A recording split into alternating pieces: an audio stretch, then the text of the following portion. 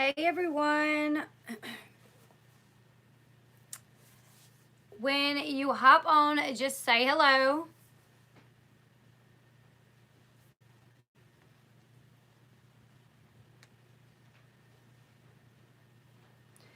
I know it's been I feel like it's been forever since I've been on YouTube. Maybe it hasn't. Maybe it's just been a few days. But I feel like it's been forever. There's been a lot going on. Hey. There's been a lot going on, but I said, well, I got to do some more of the Chris White's book because I haven't done it in a while. Hey, everyone.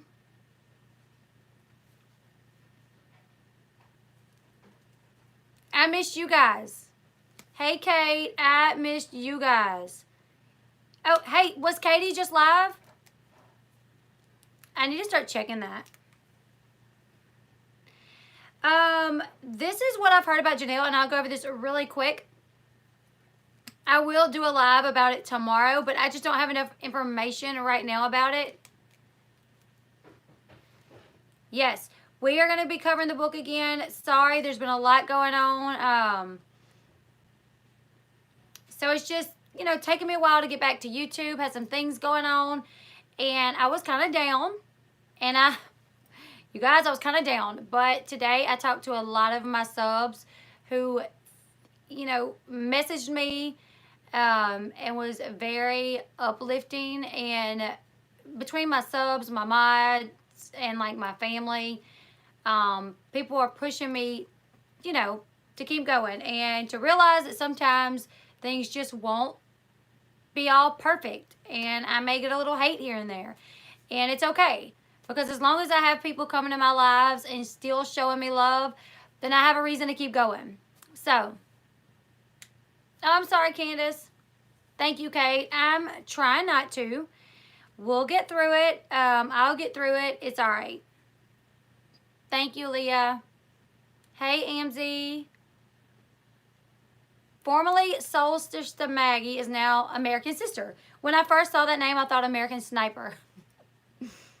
I love you guys. I love all y'all. Hey, Tynette. Hey, Tynette, I did want to say I saw your comment on somewhere. And if you have any questions, you can contact me or the mods, and I will be happy to let you know exactly what's going on, darling. So yeah, had a rough few days and was like, I don't know if I can keep going. I don't know if I can keep going. Like, I literally was talking to like a few people and was like, I think I may just quit. Like, I don't know if I can keep doing this, you know? And everybody was like, no, you cannot quit. So that was probably one of the stupidest thoughts I could have, was to quit. But yeah, it'll be okay, I'm sure. Thank you.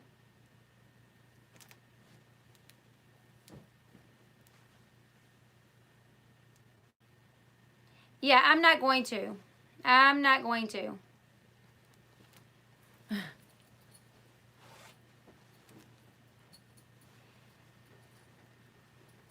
Thank you, guys.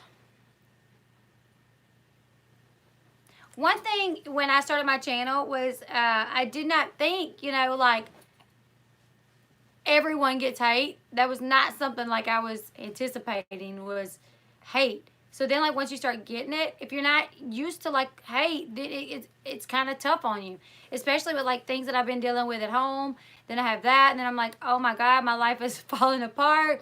When really it's not, you know.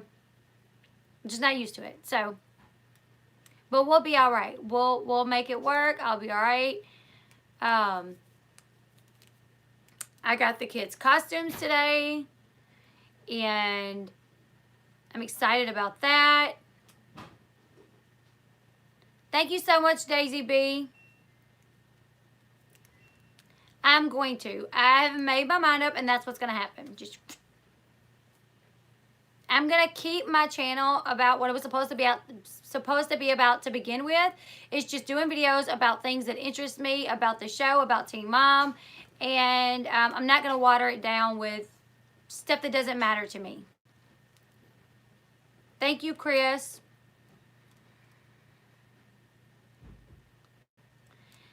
failed her. I know, you know, it is what it is.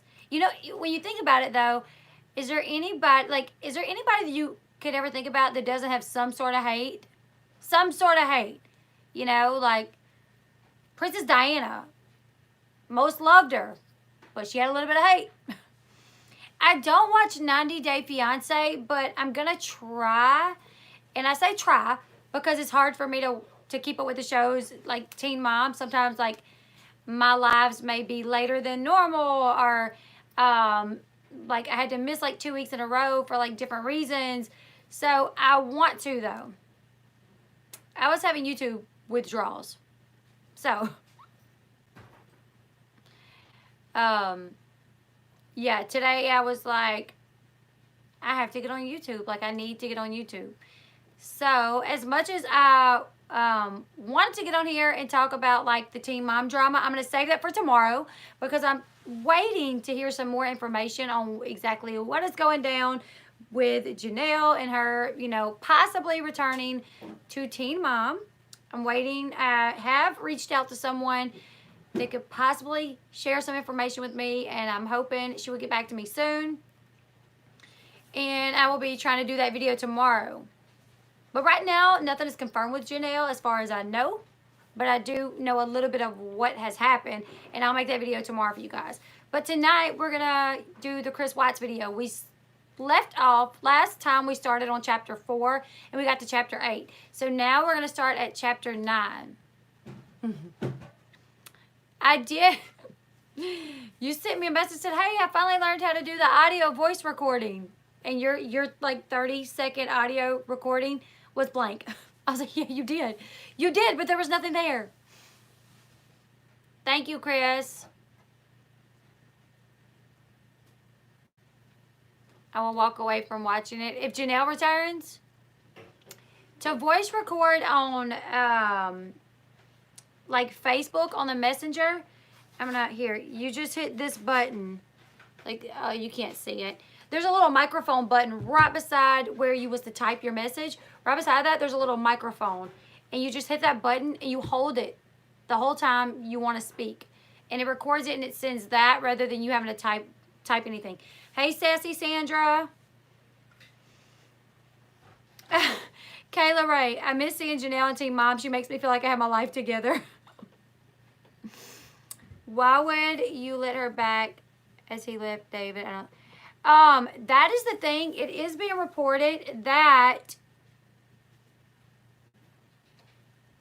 it's being speculated that she may have left David, you guys. I don't know for sure if that's the case. But she's in NYC and she did meet with MTV. And we'll see what's going to happen.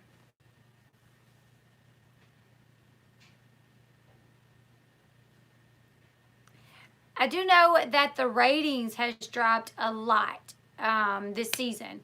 And whether or not it's because Jenelle is not there or because the incident with, you know, Amber and what happened with Amber, it's hard to tell, you know. I personally think it's a combination of both. People not wanting to support the network because they refuse to fire Amber, and people have stopped watching because Jenelle did bring on some entertainment. So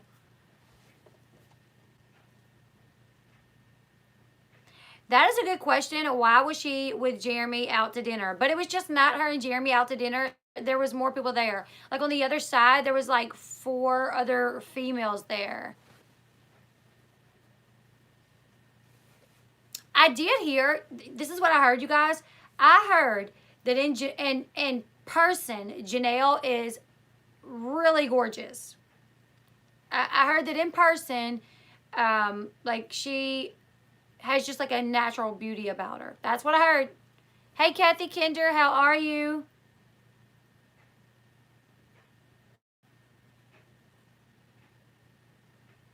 I have to say, today and yesterday, I did have a lot of people reach out to me, you know, telling me to like ignore certain things, not to give up, that they loved me, and it meant a lot to me. It really did, because trust me, I was at the point to where I thought I was going to give up. Yeah, so I'm glad everyone that reached out to me, thank you so much. It meant more to me than you guys could possibly understand.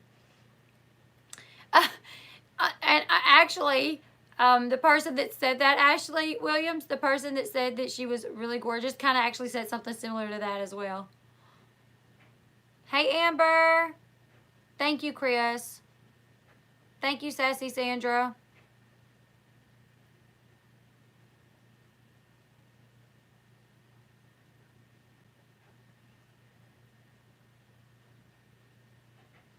So, yeah, you guys, we're going to get into the book. And I don't know if everyone is reading the book. If you've read the book, if you're only in the book with me, but we are at chapter 9. That's where we left off. And what I'll do is I will just kind of... Oh, thank you. Me and Katie, we do kind of have like a... me and Katie, Joy, like, we get along. And we're alike in some aspects, but then she's like a little different than me. And I'm a little different than her. But it's not in a bad way. It's not a bad way. Like, I'm just this type of person and she's that type of person. She's more of like a snarky, straight shooter, tell it like it is. Like, bite no bones with you. And I'm more of kind of like a... I'm not going to say anything too much. You know what I'm saying? But I can appreciate that about her. Yeah. I can appreciate that is. And, you know, I'm not going to be for everyone, and that's okay. You know, people may watch my videos and say, I don't like that girl. I understand that. People may watch Katie's videos and think the same thing. We're not going to please everyone, and we're not going to make everybody happy. What I do wish, though, is the people that we don't make happy, they wouldn't feel the need to tell us. You know what I'm saying? I've never watched a YouTube video, and the person that I was watching... because I just, like, they didn't vibe with me, or I didn't vibe with them, or, like, I didn't care for their vibe too much. I never felt the need to leave that on a comment and be like, I don't like you. I just moved on. You know what I'm saying? Like, I don't really agree with what this person said or what this person is doing. So I would find something else that, like, suited my needs better. But I don't really understand the people that, like, literally will watch your video and then say, you're stupid. You're retarded. I didn't like your video. You suck. Oh. Well, thanks. Okay. But, you know, that's just some people. Yeah, just don't go find something else. So.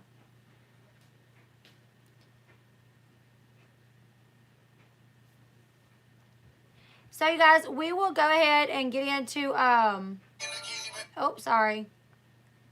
I'm like waiting for Amber to go live because I'm like over here with my phone, like on Instagram. Like, she's gonna go live soon. Watch. Thank you, Anne. Thank you, everyone. Sean and the kids are doing good. We got their costumes today. Sean is about to go to bed because he's got to get up super early to go to work. So yeah. It is 9:56 here, and I know it's late. I'm sorry. I'm sorry, you guys. I'm really sorry that it's late. Yeah, Amber's live. I have to say the last live, you know, I'm just going to say this and then we'll get into the book. After, like, talking to Matt Bayer, and don't get it twisted, like, about Matt. I really feel like he tells it like it is. He's like, I loved Amber. She loved me. We seen a good side of each other and we seen a bad side of each other. And the bad side of her was bad. You know, Amber... I was starting to see Amber as a human being again, and I was like, I just want her to get happy and healthy for her kids, because I can't imagine living a life where you deal with, you know, borderline personality disorder, and like you flip out and you can't handle, you know, like a baby getting in the cabinets or, you know, whatever, like you just can't handle that. So I was starting to really feel bad, and I was like, you know, she needs support maybe. Like, maybe should we be supporting her rather than, like, dragging her through the mud? Or maybe, like, should people be dragging her through the mud? It wasn't right what she done to Andrew. But how far is too far? You know, like, where is this line between disagreeing and bullying? Where is this line between, you know, you just not being okay with someone and then you, like, hating on this person? You know, so I was really, like, on the fence about her, and then she goes on this live and, you know, she's calling people stupid bitchs, and just because they're like asking her questions, or, you know, and I'm like, girl, no, don't do that. Don't do that. She called someone disgusting. I think someone called her like Miss Piggy or something, and that's where, I mean, I would never call anybody Miss Piggy. I think it's not nice to attack someone's weight or their physical appearance, like, especially like on a live like that. Like, you know what I'm saying? Like, at least if you're gonna talk about my weight, do it behind my back. Don't talk about my weight on, like, don't pop up on my YouTube and say that I'm this or that or this or that. Do it behind my back where I don't have to hear it, so it don't hurt my feelings. But someone called her like Miss Piggy, and she literally went off, and she was like, that is disgusting. You as a human being, as a woman, you are disgusting, you know. And because this person like called her a name, and I'm like, but hold up, because you have called Andrew like all kind of names. You called Gary fat, you called Matt old, you know.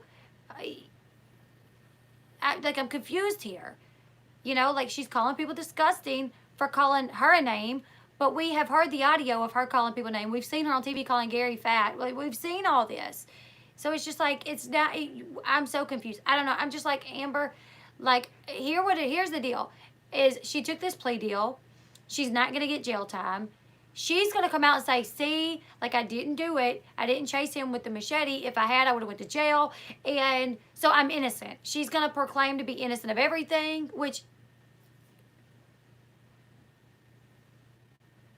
well, thank you so much, Cheryl. I literally have been really busy. I really have. So yeah, she called all them names. So I completely lost my train of thought. I was reading the comments. But I don't know. I'm just like, oh, she took this plea deal. She's gonna say that she didn't do anything. And I wasn't there. I don't know what she done. Do I believe certain things? I believe certain things. Do I not believe certain things? I don't know what to believe, you guys. But I believe Andrew was a victim, 1,000%. But she's gonna say that she was innocent, you know. I mean, they go on the 31st, but they go on the 31st. So that's, and that's why in her live, she was saying, I can't wait till the 31st. I can't wait till the 31st. Because once she does that plea deal, she's going to come back on a live stream that night, guarantee you, and say, see, I'm innocent. I'm not going to jail for this, you guys. I didn't do anything. And then she's going to say that Andrew done this, this, and this, and this, and this, but she won't say his name because there's a protective order in place. So she won't be able to say his name, but she will insinuate, or she will let us know, you know, what he done by not saying his name. So, and you could just tell how much, like, how happy she is that she's going to get to speak soon, you know. But it's like, just calm down. Like, stop talking to these people that are on your lives.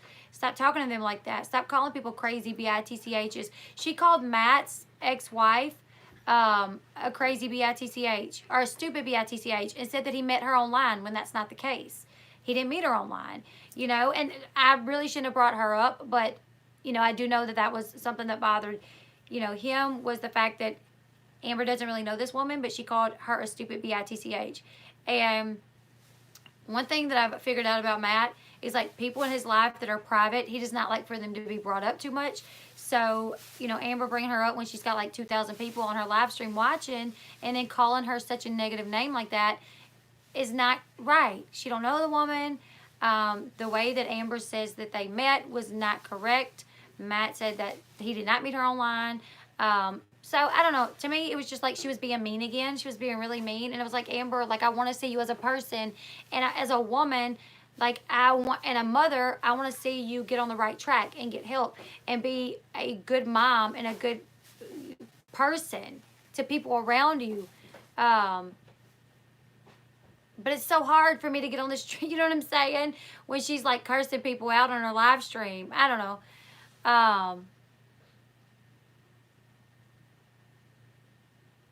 So, yeah. The last live stream for her is really just kind of but, you know, exactly. Innocent people, the thing is to take a plea, you have to plead innocent. You have to plead guilty. You have to say, I will plead guilty to these charges and take that plea deal. Isn't that right? Am I wrong with that? Am I incorrect? So, yes, and you guys, so many things that was said there was incorrect as far as what Matt says. So, and I asked Matt, did he want to address it? And he was like, really? I don't even care to. The thing that, you know, was said about his ex-wife is what really bothered him. But, you know, you got to think about it. You guys remember the scene with the lie detector test where he passed the 2 questions, like the most important 2 questions. Did you cheat on Amber? No. Like, did you ever? I don't remember what the questions were. But the last question was really like something that really could have been like maybe like a dirty joke comment type of thing that he said towards someone that could have caused him to fail that part. I'll have to go back and watch exactly what the questions were because I remember thinking, but he passed. He hasn't slept with anyone. Has he tried to? I think the first question was, has he slept with anyone? The second question, has he tried to? And I don't remember what the third question was, but it was something that could have been just a comment type something. Has he flirted with somebody or something? Or maybe was it like, has he flirted with someone or something like that? And that's what he failed. And she literally went off. She, you know, tried to attack him. And he literally, like, walked out the door so calm. But, babe, come here. Could have been a simple question. Like, could have been a simple comment. The question was very vague.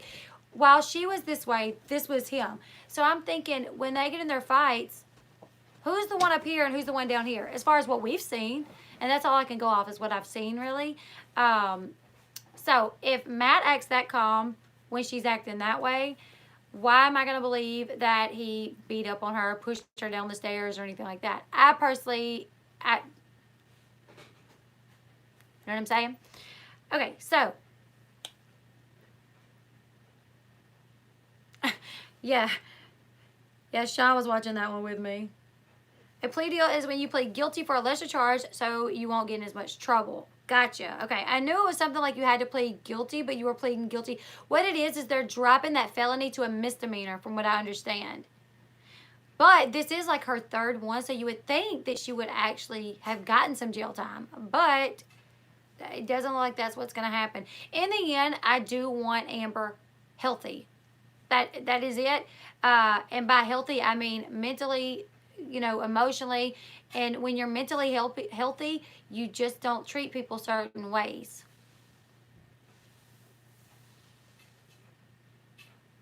So, yeah, from what I hear, I think it's like a year's probation. We should have done a live about Teen Mom. We will go ahead and get into the book because I know that after I upload this, there will be people that watch and they're going to get upset that I talked about Teen Mom this long. So we'll do a timestamp.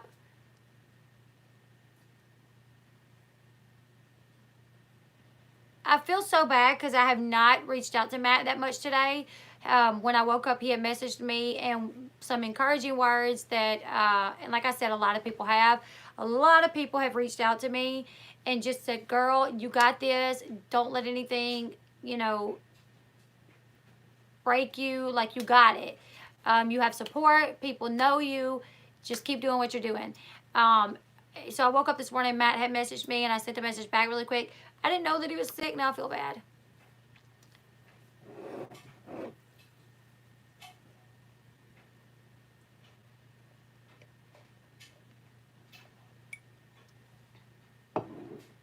So, we will go ahead and get into, we're going to start off at chapter 9.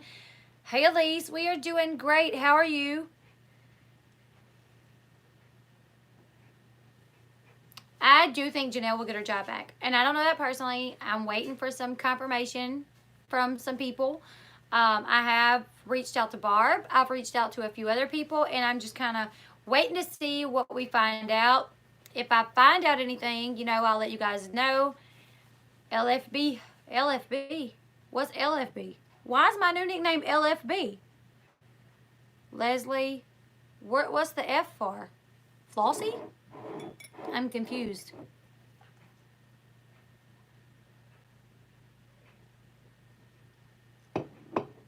Oh, wow.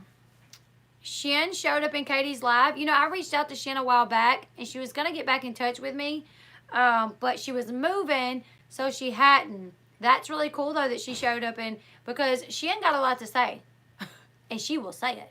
Oh, Flossie, yeah. That's what he told me. He was like, girl, you are Leslie effing Bass. You better get up. And I was like, I know it.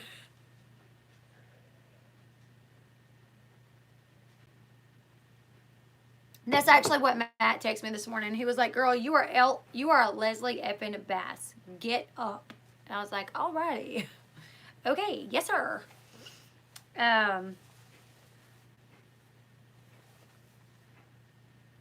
Yeah, I do too. I do too. And the thing is he had no really desire to change people's minds. He was like, if they think that, they think that.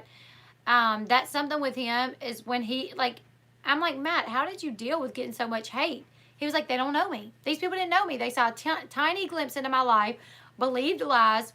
They didn't know me. You know, he was like, the people, my friends, they knew me and they loved me, and that's all that mattered. I'm not pregnant. I cannot, well, I have my tubes tied. Yes, they did do him dirty. I wish I could have called Shin. Did she call in? American Sister, did she call in or did she join or was she in the chat? Because I've been thinking that for a minute. Chat, okay. Yeah, see, she's got to get on a live because I know she's going to spill it all. Okay, the deal with the car is he bought it, but she don't drive. So when he left, he took it because she does not drive. And he bought the car. And he surprised her with it for Christmas. She took it out driving like once, and after that, she like never drove it. And he actually bought it with his money from MTV. This is according to what he told me. So yeah, he did take the car. And when he was asked on previous live streams, is oh, thank you, Lady Jane Loves Tea. When he left, he took the car because he bought it with his money. She never drove it. So why would she keep it? Do you guys ever remember seeing Amber drive? Other than the one time after she got that car, she took it out for a spin with Leah. She don't drive.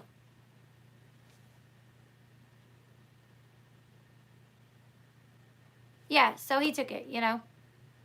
It was his money, according to him, you know, and I kind of feel bad saying anything that he, like, because I'm like, I don't want to say anything that he don't want me to say, but he did. People's asked him in the chat if he kept the car, and he has said that he has. So I would hope that he wouldn't care if I explained to you guys why. Okay, he did say that. Okay. So,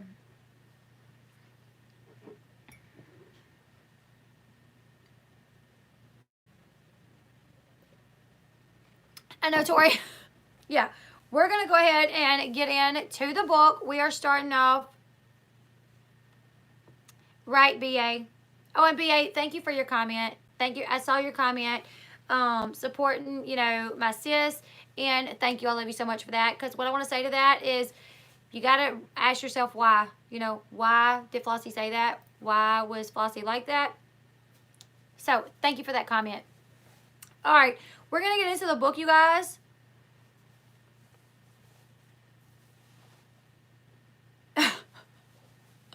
All right. We started off at chapter 9 and chapter 8. And it's called The Week Before. And before every, at the beginning of every chapter, she has like a quote. And this quote is, so much of what is best in us is bound up in our love of family, that it remains the measure of our stability because it measures our sense of loyalty. And that quote is by Danielle Long. It's kind of like Danielle Long, but with an H. So however you want to pronounce that. Okay. So the chapter starts off and it says pretty much that, like, when you start having an affair, your lies get bigger.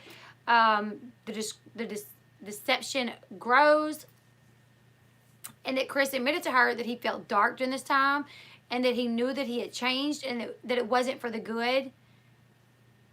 And then it says that this may sound like he's just trying to blame the murders on something else, but he says that that's not really the case. Um, darkness would have to fill a person who could Darkness would have to feel a person who could plan to kill his family because he has a mistress he wants to be with. So this is basically the author saying that. So he says, that he felt this darkness. He realized that he was changing and it wasn't a good change. And he is saying, I'm not trying to blame me murdering my family on this. Like, I'm still taking accountability. And then the author says, darkness would have to fill a person for them to plan and kill their entire family. And then the author goes on to talk about darkness entering a person's mind, makes them feel like it's fine to carry out dark things. It empowers people to feel, it empowers the person to feel he is commissioned to do whatever he wants. And now she's questioning whether or not Christopher was insane on the morning that he killed his family, are oppressed by a dark spirit. Whatever it was, it prevailed. So I personally, myself, I think he was possessed. And I think he become possessed like weeks before when he started planning on how to kill his family. And when he was at, with Ch.9 getting the ultrasound and she reached out to grab his hand and he felt no emotions to grab her hand back or to, share in this moment of joy with her or to show her any love or emotion. I definitely think he was possessed. That's my personal opinion. Because to me, it doesn't make sense how one could just switch unless something goes off there. And if you guys disagree, let me know your thoughts. Do you guys think he was possessed or he was just evil all this time?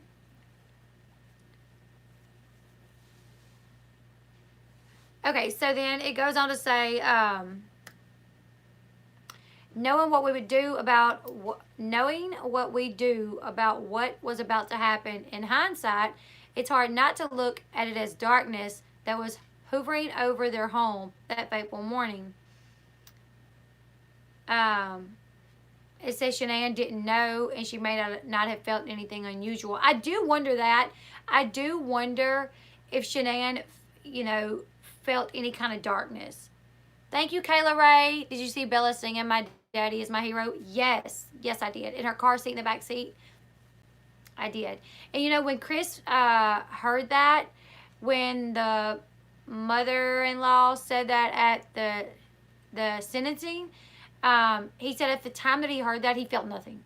That it didn't bother him at the time. Like, even hearing, them talk about her singing that, he felt nothing. But now he claims that he does. So it says, that there was this evil plan lurking over their home, and that he must have felt empowered, knowing that, everything that he planned was about to be carried out. Much has been posted on YouTube about the spirits and sightings that were left in the home. If spirits can dwell in an empty house, that spirit could still be there, which would make sense why things have happened since no one has lived there. It says the person buying the house next should definitely have the house blessed. And then it goes on to give like a Bible scripture. Or it says, considering Matthew 12 in the Bible, when an impure spirit comes out of a human, later Christopher will tell you when and how that happened. It goes through places seeking rest and does not find it. Then it says it will return to the house it left. When it arrives, it finds the house swept clean and put in order. Then it goes and takes with it 7 other spirits more wicked than itself, and they go in and live there. So if there are spirits in their home and they're not spirits, it says here if there are spirits in the home, it's not spirits of Ch.9, Nico, Bella, or Celeste.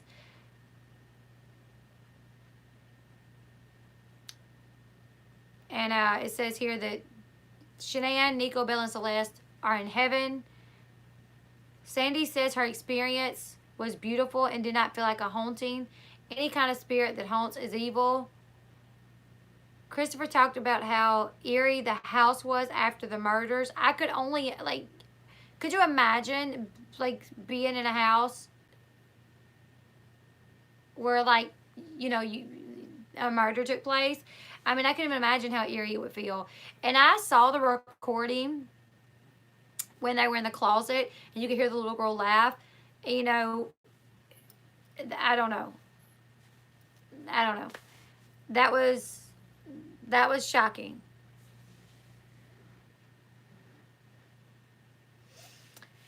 Um, it says, "How is it that a man's love for his children isn't more powerful than the act of murdering them?" It says, "Evil forces are greater than the forces of good unless we all allow that evil to take a deep root." Christopher has read that fathers do not kill their children, but he did. Why was he not able as a grown man to see the consequences? No one can imagine the conflict of good and evil that must have gone on through his head. Yet he says when his mind went to getting rid of his family, it stayed there. This is one of the things Christopher did not tell the FBI. The thought of killing the girls did not just come into his head the morning of the rage. This was something that this was something he had been fantasizing about for a while.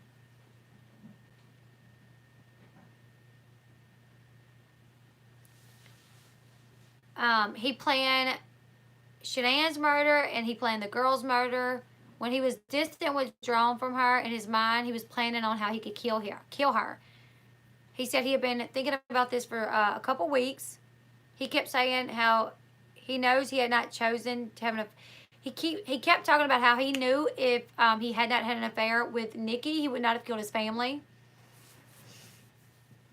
And it says that he does know why he killed Ch.9, Nico, Bella, and Celeste. By his own admission, he wanted to be with Nikki no matter what. Even if it meant he needed to kill his family so he could be free to be with her.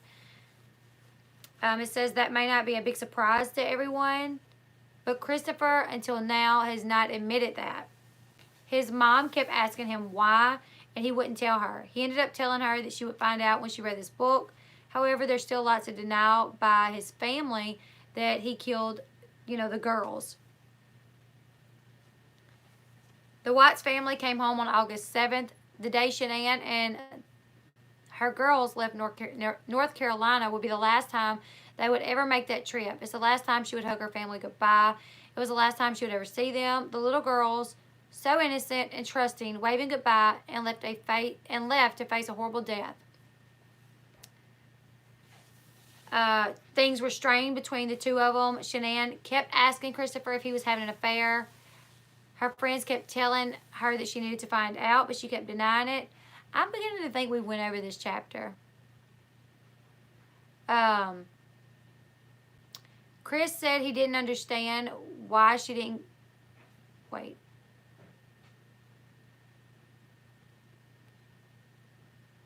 It talks about how she only had 6 days left of her life. Does anyone have a feeling of death leading up to something like this? Especially since a mom has a sixth sense about her children. No one saw it coming. Cindy White said she doesn't understand why she didn't see it coming. She's repeatedly said that there were no signs that anything was wrong. Through some of the videos Ch.9 posted, you could feel the excitement she had for life, for her home, for her family. She shows how she loves her friends and was willing to help them find the joy that she had in life. It was very hard to read the text messages between Ch.9 and her girlfriends about Christopher's hateful behavior. He was building walls between them, and it's disturbing knowing what he had planned. Okay, so chapter 9 is the weekend of the murders. Okay, I think that's what it is. I think the author just, like I told you guys to begin with, this book is kind of all over the place. Like, I've never read a book like this in my life, where it's so, all over the place.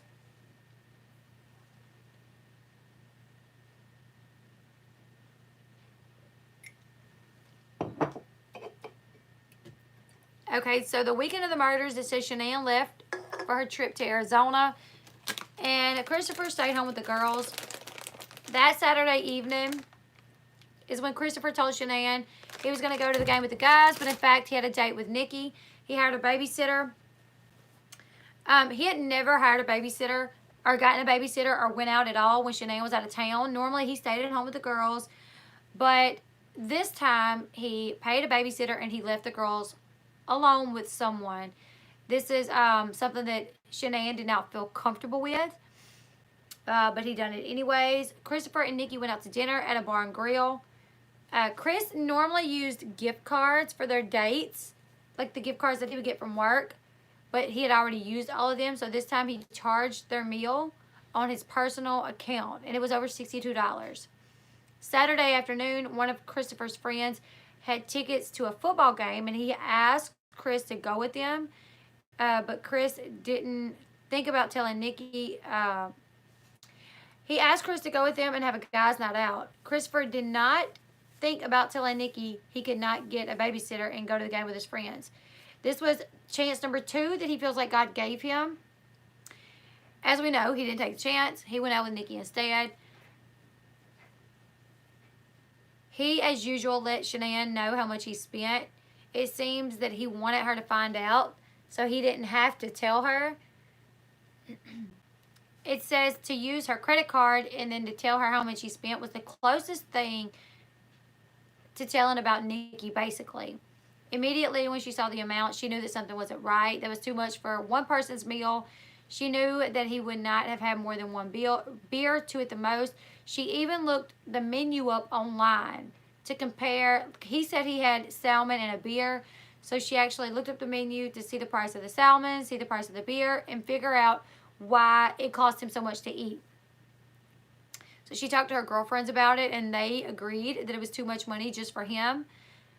It says the average affair usually lasts 6 to 8 weeks, but Christopher's was well within that time frame. Had it been under normal circumstances, and had he been left alone by Nikki even a little, he would have turned around. So I guess the authors is saying that had Nikki tried to leave Christopher alone, then Ch.9 and Bella and Cece would still be here. He wouldn't have killed them.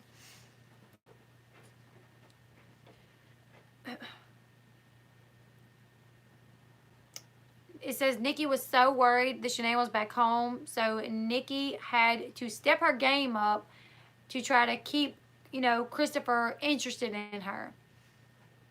Why was killing on his mind? And 6 weeks was 6 weeks really worth giving up everything?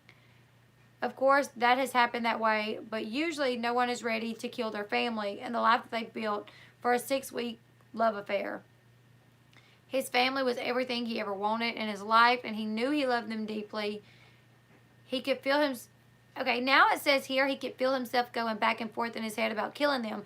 Earlier it said that some people may go back and forth, but when his mind went there, it stayed there. So now it's kind of saying, no, he did go back and forth. No one knows, not even Christopher feels. He says, obviously a scenario not thought through.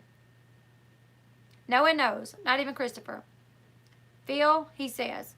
I don't know, you guys. Sometimes, like, some of those sentences in this book confuse me because, like, the punctuation is not correct. So, like, when I try to read it, like, according to the punctuation, it'll throw me off because it doesn't sound right. If anybody else has read this book and they've seen this, can you guys let me know if I'm tripping or not? Why did Chris feel like he couldn't leave? Perhaps in his mind, it didn't follow the rules. It didn't make sense to him. I guess murder made more sense. He ruined his own life and everything he ever wanted, and he threw it all away. He knew that had he made a different decision, it could have changed everything. What was putting that roadblock in his head, and why could he not think normally? There was never a toxicology report or psychological exam. Psychological exam done on Christopher. I'm sleepy. I'm sorry, you guys. Psychological exam done on Christopher. The toxicology test would not make sense because they did not arrest Christopher until days after the murders. But a psychological exam is usually done automatically. You would think with him killing his kids and his wife, oh my gosh, I'm sorry. My husband is like moving his vehicle. And I'm like, where are you going? But you would think with him killing his family, they would have done some sort of something. You know what I'm saying? Like, they would have done a psychological exam. They would have tried to figure out what was going on. I don't know. It would have made sense to do a complete workup on him. Otherwise, who knows what was wrong with him. Christopher was told by his attorneys that if he let them do an exam, anything he said could be held against him, and the courts would hear everything he said. Sorry. Since he pleaded guilty, that should have mattered to him, unless it had something to do with the future. But for some reason, that meant something to Christopher, and he did not want a psychological exam done. Now, if he wants a psychological workup done, it would be at his expense. He has no money, therefore would have to depend on his parents to pay for it. They would be willing to pay for one, but Christopher says he still does not want one. As to the reason why he doesn't want one, could only guess he's afraid of what he may find out. Is it worse to find out you're insane, or to realize you don't live in reality? Or are you not insane but have the capability to murder your whole family? How does a society imprison people without knowing the difference? It says society has no patience or responsibility to the criminally insane.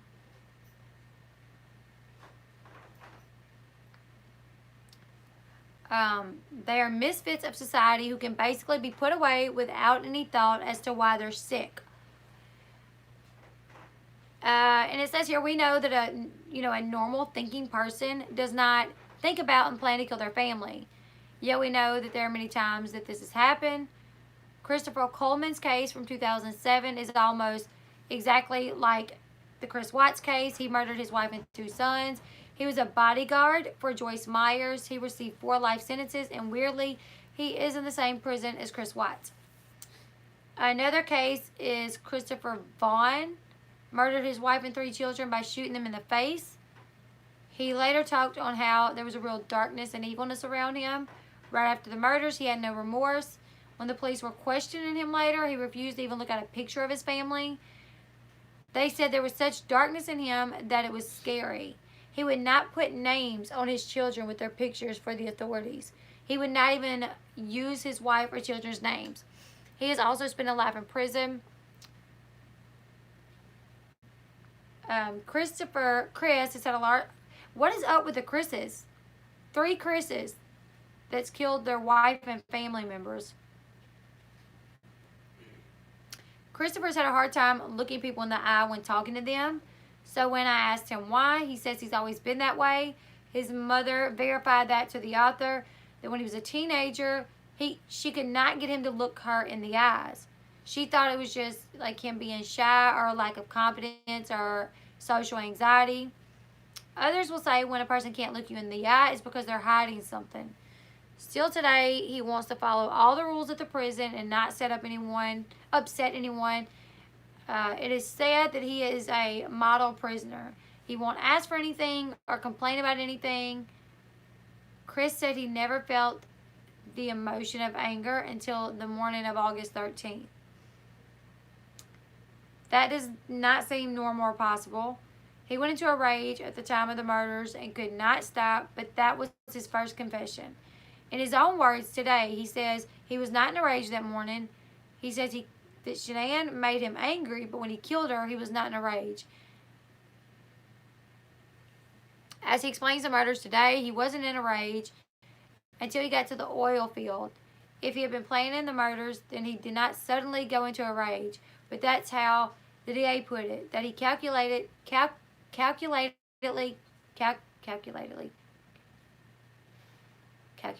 planned the murders. Words ain't even sounding right to me. Don't ever try to read books online, you guys, because you may look a little dumb sometimes. So, okay, to keep going. Now I forgot where I was.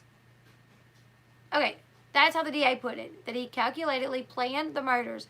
Later in the book, you will read that in his own words, read this in his own words. Is this a learned ability to kill someone, or is it genetics combined with a path taken as a younger person? How could the idea have even come to his mind?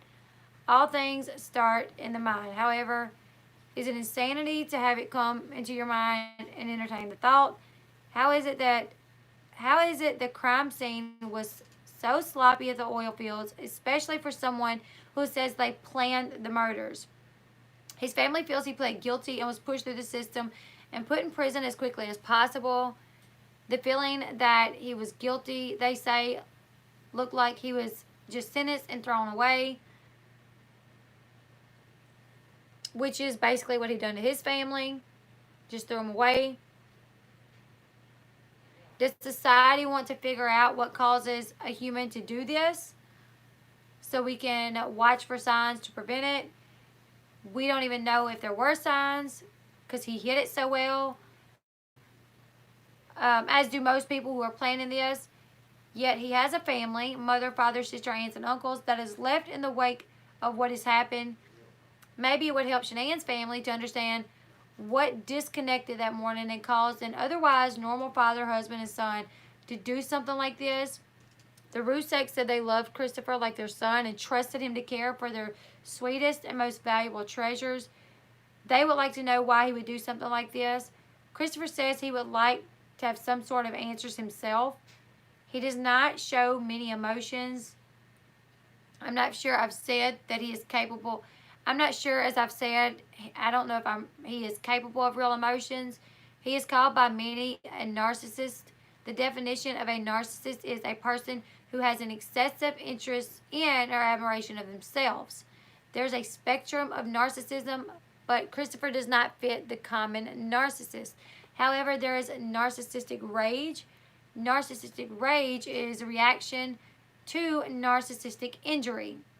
Narcissistic injury is a perceived threat to a narcissistic self-esteem or self-worth.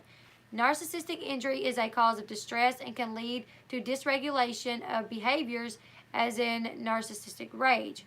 The injury is usually caused by one of three things: challenged confidence, injured self-esteem, or false sense of self. The fact that Christopher was usually so quiet may mean that he has a fortitude of both forms of expression, silence, and rage. He did think of others besides himself. By the praises of so many people. He was a loving father. He was a great friend. He was a good dad. He was a good husband.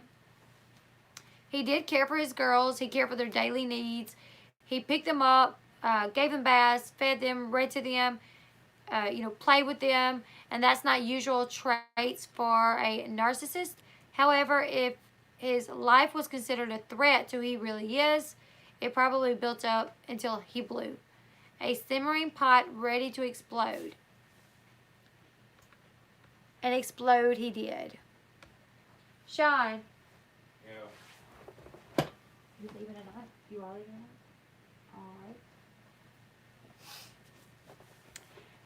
Alright. It says, okay, so chapter 10, the night before, on Saturday night, August 11th, Ch.9 had less than 36 hours to live. Did she start to feel this? Research has shown that people don't have a clue. I wonder how you do research on that. How do you do research to find out if people that are about to die have this feeling that they're about to die? I don't know. Ch.9's friends all have said that she was sick all weekend, throwing up. Her friends talked about how she wasn't feeling herself. She was down, not fun, loving as usual. Ch.9 was usually the life of the party, but not that weekend.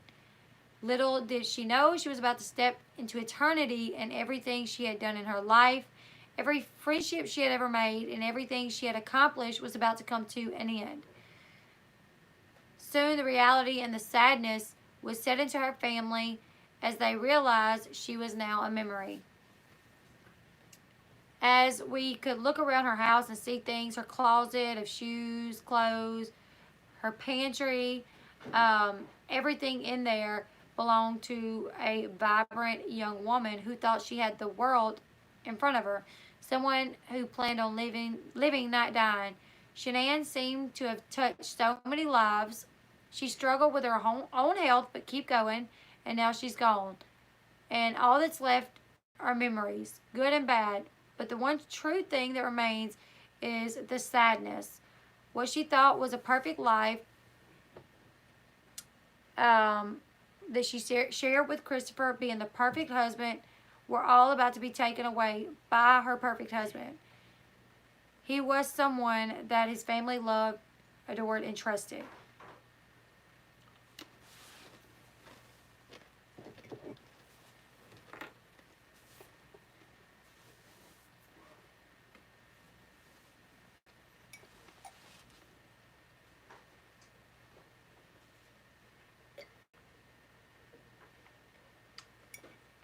Sorry, trying to sneak in combos.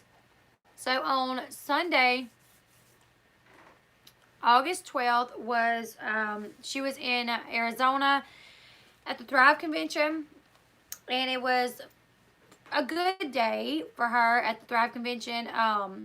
Christopher was at home with Bella and Cece,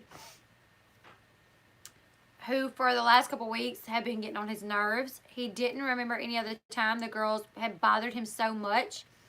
He would have rather been with Nikki, and that she was all he was thinking about. Causing him to feel the girls, wanting to be with her made him feel like the girls were rubbing his last nerve. One thing he can't explain is how he felt so pulled towards her when he wasn't with her. He took the girls to a birthday party, and it was a nice birthday party, but he said he could not concentrate on anything that was going on around him. He was in a fog, yet it was helping him pass the time and keep the girls occupied. Ch.9 forgot to tell him that there would be water balloons and kids would be playing with the water, so he didn't bring their swimsuits or towels. He had a lot of fun anyway. They had a lot of fun anyway. They laughed and squealed along with the other kids. This was the last party, the last playing in water that they would ever have. While they were playing with water balloons, he would watch them, and it didn't even register to him. And the next morning, he planned to kill them. He said he didn't really want to, but he knew he would. He planned to annihilate his family and dispose of them, and disposing of them was his not so well thought out plan. One that would include hiding evidence. Christopher did not even try to hide all the evidence. When asked about that, he said he didn't know what he was doing and nothing made sense. It didn't help things that the day Nikki kept texting him, telling him that she wanted him, that she wanted to see him. It kept his mind active with thoughts of killing his family, clearing the slate and starting over. How could he think he could do something like this and just get away with it and start over with his start over like his family never existed? This part of his thinking was an illusion. We can all see how it does not make sense. And Chris's IQ is 140. At 140, he's like almost a genius. He possibly is a genius. But his brain did not afford him common sense, according to the author. After they came home from the party, he grilled some chicken, packed his lunch for the next day, cleaned the kitchen. He bathed the girls, read them their bedtime stories, and put them down for the night. He spent the next hour and a half on the phone talking to Nikki. Chris said that they had phone 6. I'll just say 6. He says that they had phone 6. The call lasted for 111 minutes. He said she got a hold of me, pulling me into her. I couldn't escape. She was like a drug that you get hooked on, and I couldn't get enough. He didn't want to stay with Ch.9 and the girls another day. Nikki was all he could think about. Christopher was that close to Nikki, and yet the night before the murders, when he clearly was planning on killing his family the next morning, he didn't say anything to her about it. Had he planned on what he was going to do? Or what he was going to say to make it make sense to her as to what happened to his family? When he tucked his little girls into bed that night, he said he knew it would be the last time he tucked them in. Again, he said he didn't want it to be, but he knew that it would be. Wouldn't a person know he can't create a life with someone and then after a while decide he's bored and just throw them away? The pain and destruction of divorce is awful. None of that thought None of that though is as destructive as killing your entire family.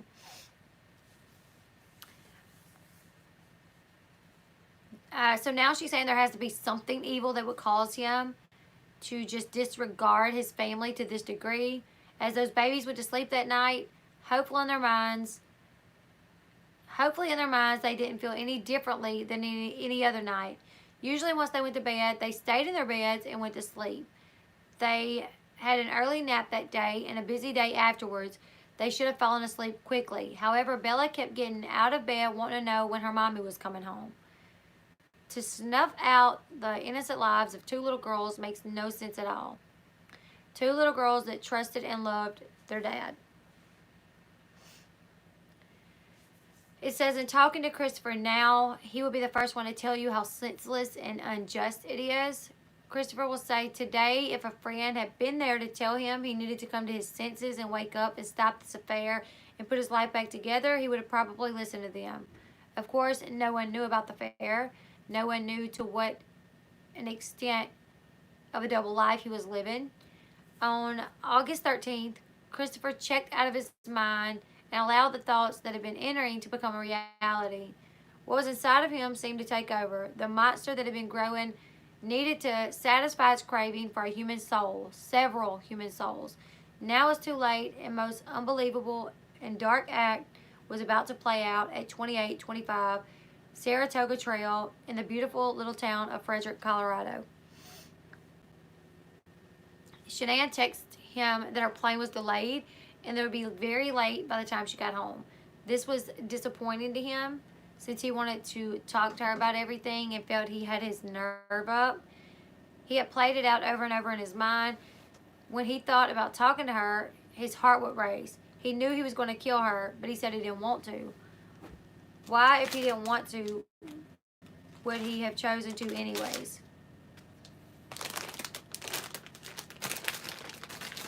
Do you want a bag of those? I have some more. Might as well, Okay.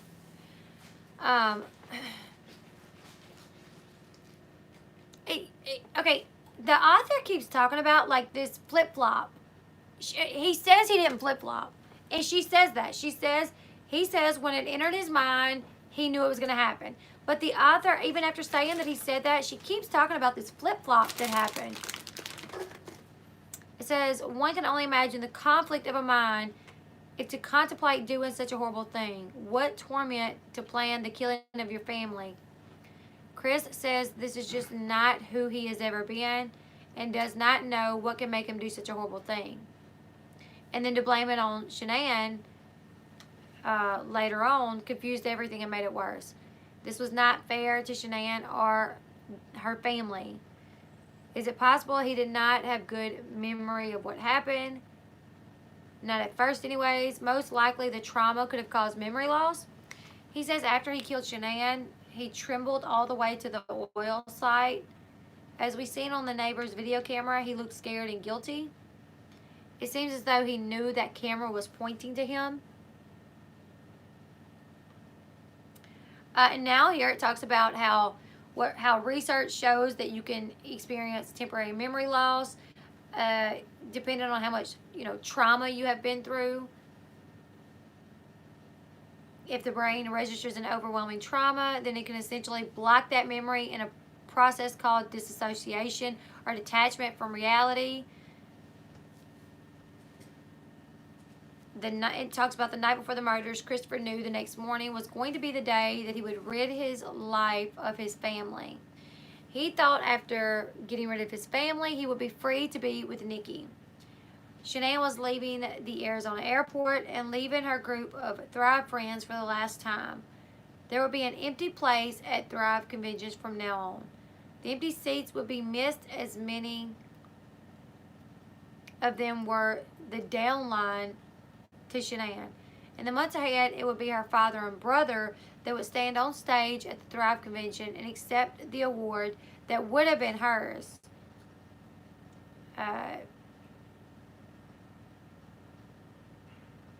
So it says that the business, okay, It would have been hers for, in the months ahead, it would be her father and brother who would stand on stage at the Thrive Convention and accept the award that would have been hers that she had worked so tirelessly for. The business she had built and the friends she had made would be gone in an instant, only about 6 hours from the time she left Arizona. On chapter 11, it's home for the last time. The weather reports for August 13, 2018. It was clear skies, temperatures in the mid-60s, light winds 15 miles per hour. Quiet Monday. Following in the footsteps of the past weekend, this week began with small conditions remaining across the state of Colorado. A cutoff low-pressure system had developed across southeast Colorado and would slowly move northeastward over the next few days. The ridge, while centered near Las Vegas, had eroded and weakened significantly. In the middle of the night, Ch.9 and her friend left the airport on their way home. This weekend probably seemed like it would never end to Ch.9. She probably thought she had overdone it. And if she could do it over, she would stay home. As they pulled into the subdivision, it was 1:48 a.m. How could Ch.9 have known this would be her last time to take this street to go home? She was tired, feeling sick, probably wanted to get home to her family and crawl into bed. It was probably weighing heavily on her mind how she would save her marriage. She must have wondered if she was facing life as a single mother, and if so, how she would do it. She probably just wanted to be home, though, and safe with her family. She probably felt grieved as she thought about having to give up her home and the life she had built with Chris. Most likely, she searched her heart and mind as to how to repair the way she had always treated him and taken him for granted.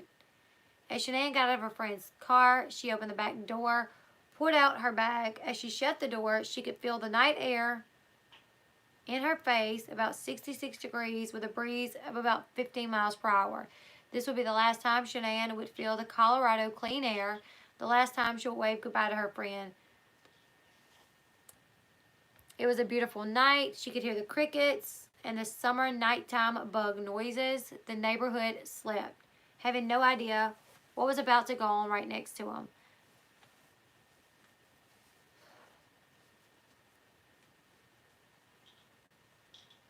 It talks about how Christopher left the light on for her, and leaving the light on outside for your wife or husband signifies, I'm glad you're home. I've been waiting for you. Many spouses have used this for years as a sign of love for each other. I didn't know that. I didn't know that. You guys know that? I didn't really know that. It says there was a darkness over the home that was waiting for her inside. The video from the doorbell camera shows her walking up to the door. Knowing what we know now, is chilling to walk her up and into her death. It's the last time she would ever walk up the steps to that beautiful home, a place she had felt safe and that she and the girls loved. As she walked to the front door, the shadow that awaited for her would follow her in and cover her like a heavy blanket. That shadow welcomed her home as she walked through the front door and slipped off her flip-flops. Doubtful she had any feelings that this would be the last time that she would come in the front door and up the stairs that would lead her to the evil monster. When the police officers entered the White's house for the first time, they saw Ch.9's flip-flops stand by the front door. That was a tell-all. This truly was a sign of a mother who came home and never left. She had made it home. She had made it a home, not just a house. In better times, Christopher said she always made it feel like love lived there. She would have never considered the evil that actually was lurking there for her, just waiting for her to walk in the door and into the hands of the evil that lay just ahead. She probably peeked in on her babies without having any idea that that would be the last time that she would see them on this earth. She undressed, put on a t-shirt. Too tired to even take her makeup off, she slipped into bed next to Chris. Had she known this would be her last time, she probably would have gone into each one of them, their rooms, lay next to them, and kissed them softly, telling them that she would see them in heaven in a few hours. As these gentle, poor souls were sleeping, they were totally unaware that their father, who they loved and trusted, would be doing the most unspeakable things to them in just a few hours. These happy, trusting little girls were cuddled up in their beds, looking forward to seeing their mommy when they woke up. And they never got to see her again. Not alive, anyways. Oh my goodness. It hurts to think that they would be aware of what happened. It's the worst thing anyone could possibly go through, let alone such innocent little girls. His plan was to quietly rid them from his life. It might have been symbolic of his own silence. His victims, his children, become surrogates of his rage, and a means by which to exact his revenge. But Ch.9 became the first object of his rage. No one would suspect the anger he had inside. The book contradicts itself a lot, because here it says, that it talked about him being in a rage again. But he says that he really didn't go into a rage, that he didn't even get mad until, later on. And the things that he got mad at was when he realized his daughters weren't dead. After he had suffocated them the first time. He realized they weren't dead. He got mad about that. When Ch.9 didn't flip over right, in the grave that he dug for her, he got mad about that. But she's talking here, you guys, I'm not trying to bash by no means, but it confuses me in the book when she will say there, Chris admitted that he was not in a rage, and that was something he told the DA, but that was really not the case. But now here she's talking about his rage again. I don't know. On February 18th, 2019, 3 agents from the FBI, CBI, and Frederick Police Department showed up, where Chris was in prison at in Wisconsin. He wasn't expecting them and was not happy with the no notice, but he felt he needed to clear Ch.9's name. He told them the truth, that he killed the girls, but did not give them more details surrounding it. At the time, he did not tell them the truth about how he killed Ch.9. Even after they questioned him several times about how he killed her, obviously there was more to the story. A couple months after approaching Chris, he decided he would tell her the truth, the author the truth, about what happened during the morning of August 13, 2018. When this began, he would give me his true... When this began... This is the statement, and this is the sentence, and I don't know when this endeavor began, that at some point he would give me his true confession, because somehow I knew there was more to the story. Since he had already pleaded guilty, it would do him no harm. Yet I wasn't really ready for what I was about to learn. I don't know, that first sentence didn't make too much sense to me, but maybe I'm too tired to understand what it meant. And then she says that she wanted us to read it in his own words. His confession in the letter that follows is a huge and shocking surprise. Below is a letter that Chris wrote to the author, telling in part what he never told the FBI. Warning for those who are affected by the details of these murders. The following is hard to read. I spent much time trying to decide what would be the best thing to do with this information. I finally decided if it were my family, I would want and deserve to have full closure. So on April 23rd, 2019, he wrote her again, and if I'm not mistaken, this may be his third letter. Hello again. I hope you are doing well. It's been awesome talking to you on the phone, but I know the 15-minute time frame is a pain. Sometimes I can get right back on the phone, but right now there's a lot of inmates here that like to be on the phone as much as I do. I respect their time as well. How's your dad doing? I've been praying on that every day. Yes, that petition really blew my mind. That people would really want me to suffer like that. Even if they did ever take my pictures, they can't take my memories. An inmate from another institution wrote me about the subject and said if they take your pictures, they would need to take the pictures of the 500 to 600 other people that have pictures of their families up in their cell that's convicted of the same act. Do I feel I should be incarcerated? For the act I committed, I most definitely think so. Do I imagine myself ever doing anything like this or be a danger to society? I most definitely think not. And he put not in all caps. If I were to ever be released, I know I would go straight to a ministry and start going to jails/prisons and help inmates. If God led me to be ordained, I would go that route as well. Possibly be a chaplain. Maybe the laws will change one day. My attorney team could see I was different and knew that this was a one-time occurrence for me. They told me that in Europe, the law is I would serve 20 years or so for homicide, and in California, after 25 years of after 25 years of imprisonment on a life sentence, you can be released if you have good behavior. So there's hope for everyone to live outside the prison walls. I know physically I'm behind these prison walls, but my spirit is free with Christ. If God keeps putting it on your heart that there is more to the story than what I told the FBI, has you correct. I don't like saying stuff like that over the phone because I'm never certain when they screen my calls. I know I've told you the vision I had before August 13th when I was lying in bed and all the lights were on in the loft and downstairs and I felt so alone. That's exactly what happened on August 14th when I was laying in bed. I don't know if you want this in the book or if God does, but here are the things I left out. August 12th, when I finished putting my little girls to bed, I walked away and said, that's the last time I'm going to tuck my babies in. I knew what was going to happen the day before, and I done nothing to stop it. I was numb to the entire world. I had literally taken my kids to a birthday party, played with water balloons, had an amazing time, sang songs all the way home, gave them a bath, ate dinner, read bedtime stories, sang bedtime songs, and still nothing registered. When Ch.9 had to be somewhere, I always enjoyed taking the girl places or playing outside because it was an opportunity to bond. And still, the night before, I couldn't stop myself from what I knew would occur the next morning.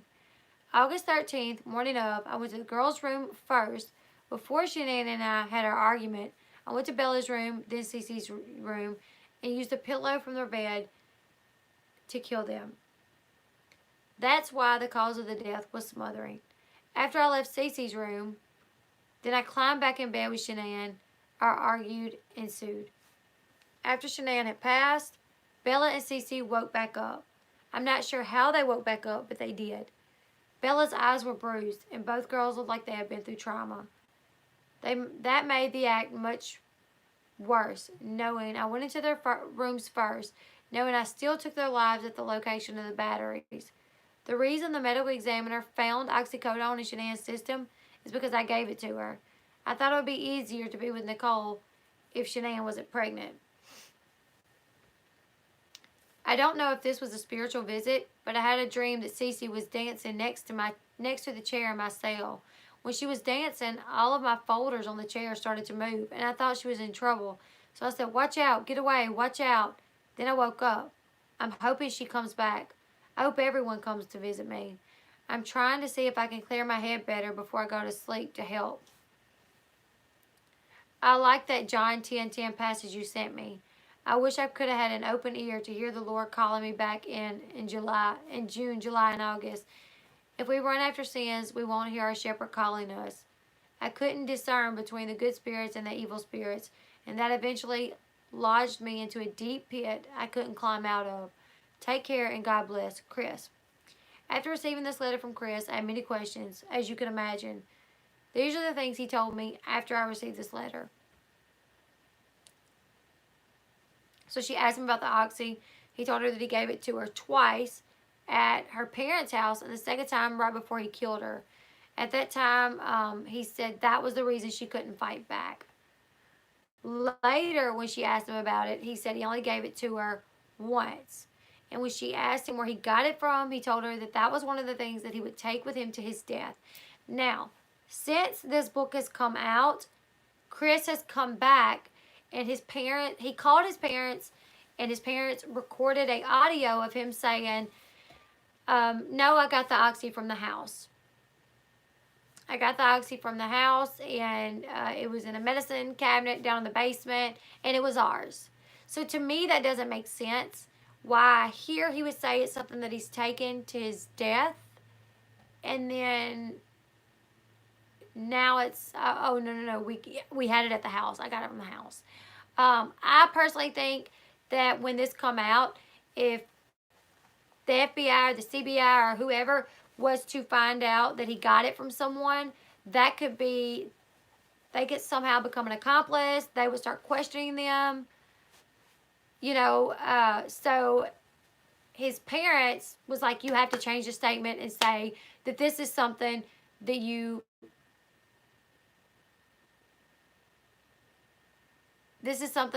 took from your house. Because by you saying, I'm taking this to my grave, it's alluding to the fact that you got it from someone and you want to conceal their identity, which could get the cops sniffing around again. So you have to say you got it from your house. That's what I think why his story changed.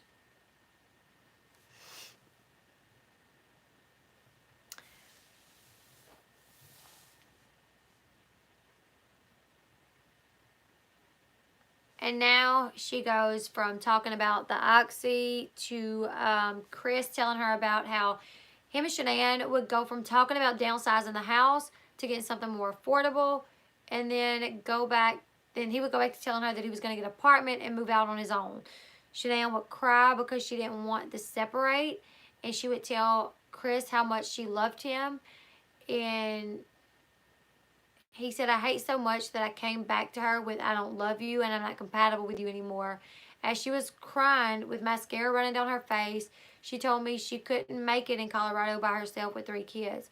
Isn't it weird how I look back and what I remember so much of her face is all the mascara running down her face. There was no feeling coming from him. As I told her that I could help her and she would make it. What kind of man or a father could callously say that to his pregnant wife, who is begging to keep her family together? Then she become angry. She become upset. Said that if he left, he would not see the kids. She was used to getting her way, and when she saw that she wasn't, she would revert to anger and threats to get what she wanted. This time, he was not giving in to her demands. That's when he became angry. Years of her telling him what to do, what not to do, keeping him from his family, sometimes for months at a time, keeping him in the background. All these weeks of him thinking about killing her, and now he was faced with it. When she started to get drowsy, he said he somehow knew to squeeze her jugular vein so he could cut off the blood flow to her brain, and she passed out. It was even easier than the girls. She lay there and she didn't fight back. He said he held the jugular for what seemed like a very long time. He said he watched his hand and thought, should I take them off her neck? But he couldn't. He knew that if he did, he knew that if he let go of her, that she would still keep him from Nikki. When they asked why she didn't fight back, it was because she couldn't fight back. Her eyes filled with blood as she looked at him, and she died. He said, I knew she was gone when she relieved herself. He was wrapping her with the bed sheet when the girls come walking in. He said he didn't know how that was possible. They were both up and walking around. And he said he knew if Nikki and him was going to be together, he had to kill all of them. He was wrapping Ch.9 in a sheet, and Bella kept asking what was wrong with Mommy. Both girls started crying. Both girls looked like they had been through something. He knew it was because of them being smothered. He couldn't comfort them. He had no desire to. He told them that their mommy was going to be okay, but she didn't feel good. He tried to carry her down the stairs, but he lost his grip twice. He was too heavy. She fell to the floor, and I ended up kind of just sliding her down the stairs. The girls were kind of running around the house, watching him with scared looks on their face. They both started crying. He said, what a nightmare this was. This is the reason I killed them first, so they wouldn't. That was the reason he tried to kill them first, so they didn't have to witness this. He wanted to take them out peacefully and make it easier for them. Now he didn't know what he was going to do. He had to get Ch.9 downstairs. He finally got her downstairs, and he laid her by the back door. He ran outside and backed his truck up into the driveway. As he was moving the truck, he realized that everything that he had thought about was about to be done. He was about to have this plan completed. He was angry that the girls were up and awake. He felt angry for Ch.9 that I felt anger for Ch.9 that I could have killed anyone and got away with it. That's what he said. He says his hands were shaking, his knees were buckling. He said he felt like he was looking through a dark screen. It was too late. It was this nightmare, and it wouldn't let him out. He said he realizes now that the girls getting back up was maybe God's third attempt at trying to stop him from what he was doing.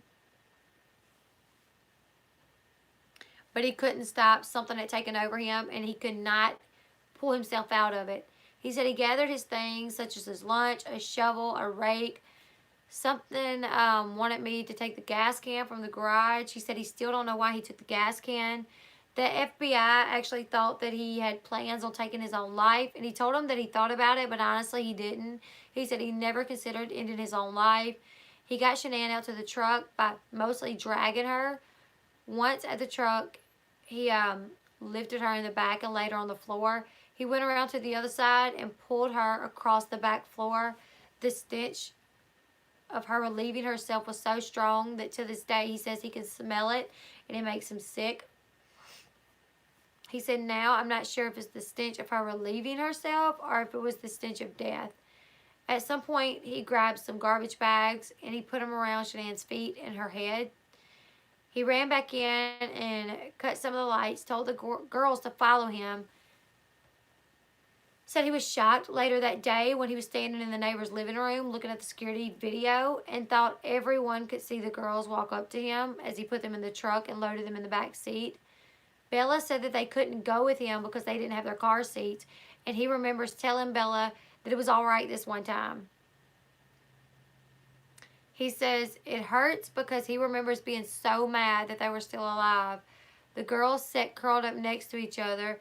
He said they were consoling each other, whimpering but not really crying. The only thing that they talked about was why did it stink in the truck. He could not believe that they came back to life.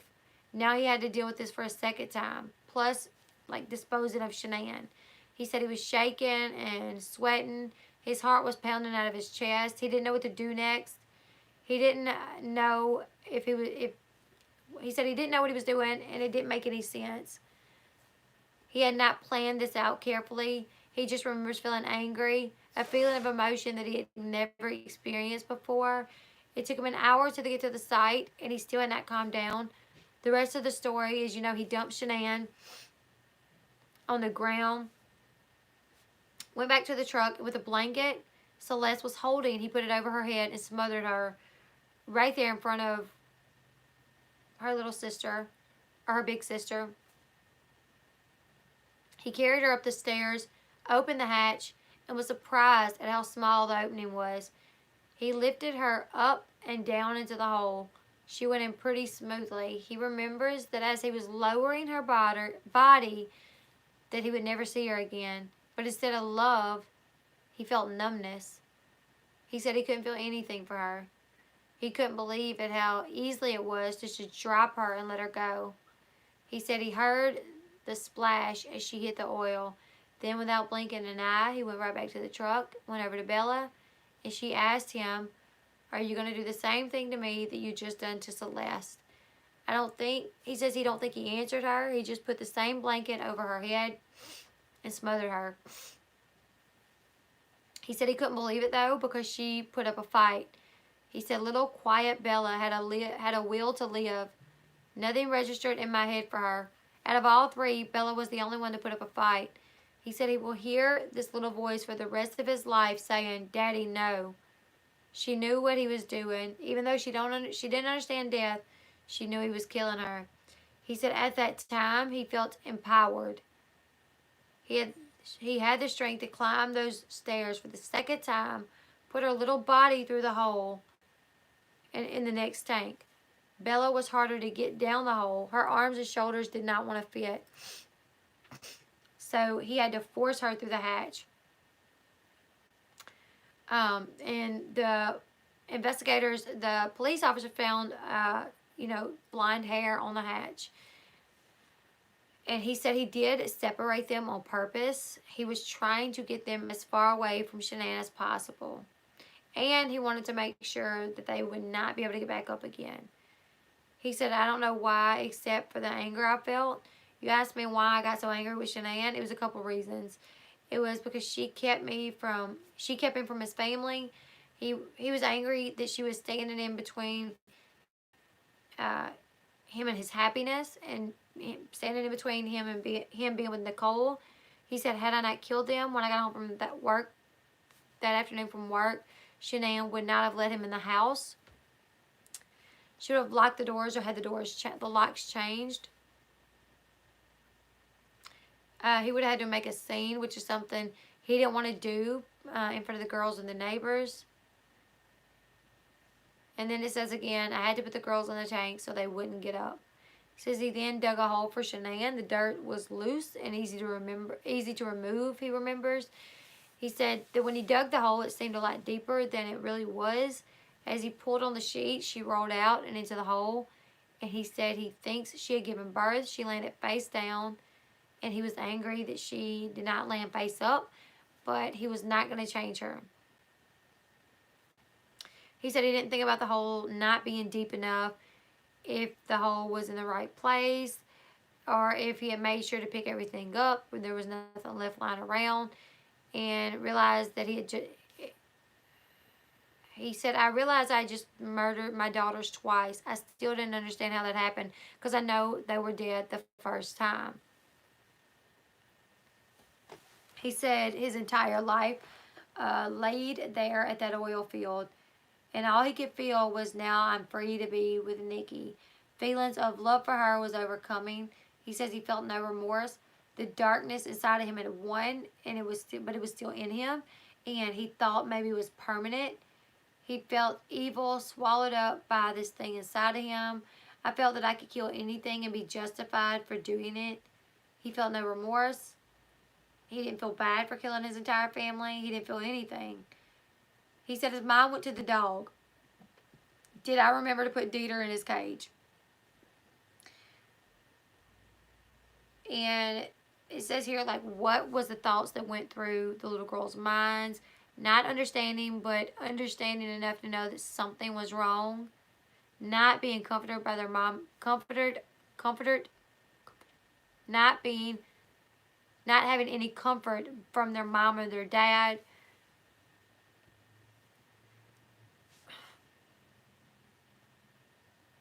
Having hope in their minds that they would be going home soon and their mommy would be fine. They had no concept of what was happening or what was going to happen.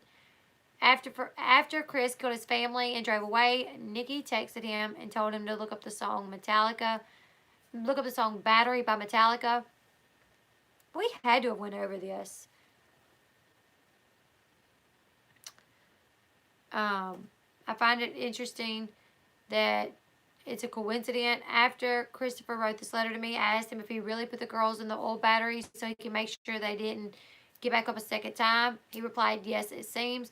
Christopher went back to work like it was a normal day. Later, when interviewed, his coworkers said that it was normal, that they noticed nothing different about him except that his clothes were not as neat and ironed as before. They mentioned how he was usually, when he usually come to work, he was very well put together.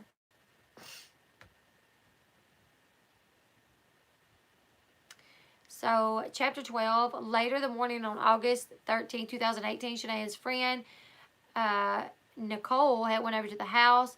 They were supposed to go look for a car for Nicole to rent through Thrive. She had not heard from Ch.9 that morning. She knew that Ch.9 had a doctor's appointment as well. After texting her several times, she contacted another friend who usually would hear from Ch.9 every morning. That friend became worried as well because neither one of them had heard from Ch.9. They tried to contact her, could not get her to answer. And Ch.9 had not been on Facebook all morning, which was very unusual for her. Her friends were very concerned that maybe she was sick and had passed out, and the girls were too young to get help. She tried to get in by the front door, but it would not work. There was a top latch. She let the door open, but only a few inches. She could see Ch.9's flip-flops. And that was even more upsetting because she knew that, that's where Ch.9 wore those flip-flops everywhere.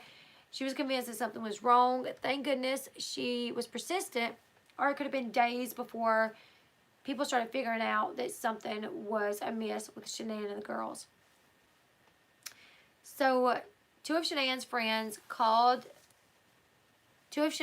were in a frantic stage and both called Chris telling him he needed to get home.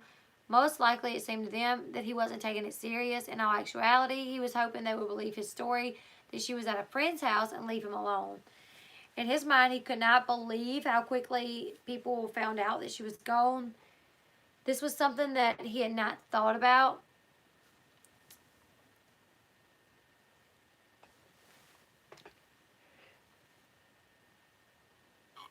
He had to be called a second time. And he told them that he would be there in a little while. Shanann had a 10 o'clock doctor's appointment a 10 a.m. doctor's appointment that she did not go to. The girl's first day of school was that day, and they didn't show up. Nicole, Shanann's friend, drove to the doctor's office to see if Shanann had been there, but she had not showed up. She also knew that Shanann's plans changed. Had Shanann's plans changed, she would have let her know that. So she knew that something was wrong. Chris said that he believes she called a third time, and by then he was on his way. Instead of acting like a concerned husband and father, he felt detached. When she called the last time, he told her not to call the police. He was not too far from the house. However, she did not listen, and she called the police. While waiting for the police, she pulled her car into the driveway and had her son stand on the hood and look through the garage door, and he could see her car. He could not only see her car, but he also saw the car seats that was still inside. This meant that Shanann's friend would have had to have car seats for the kids because Shanann would not have taken her kids anywhere had they not had car seats for them to ride in.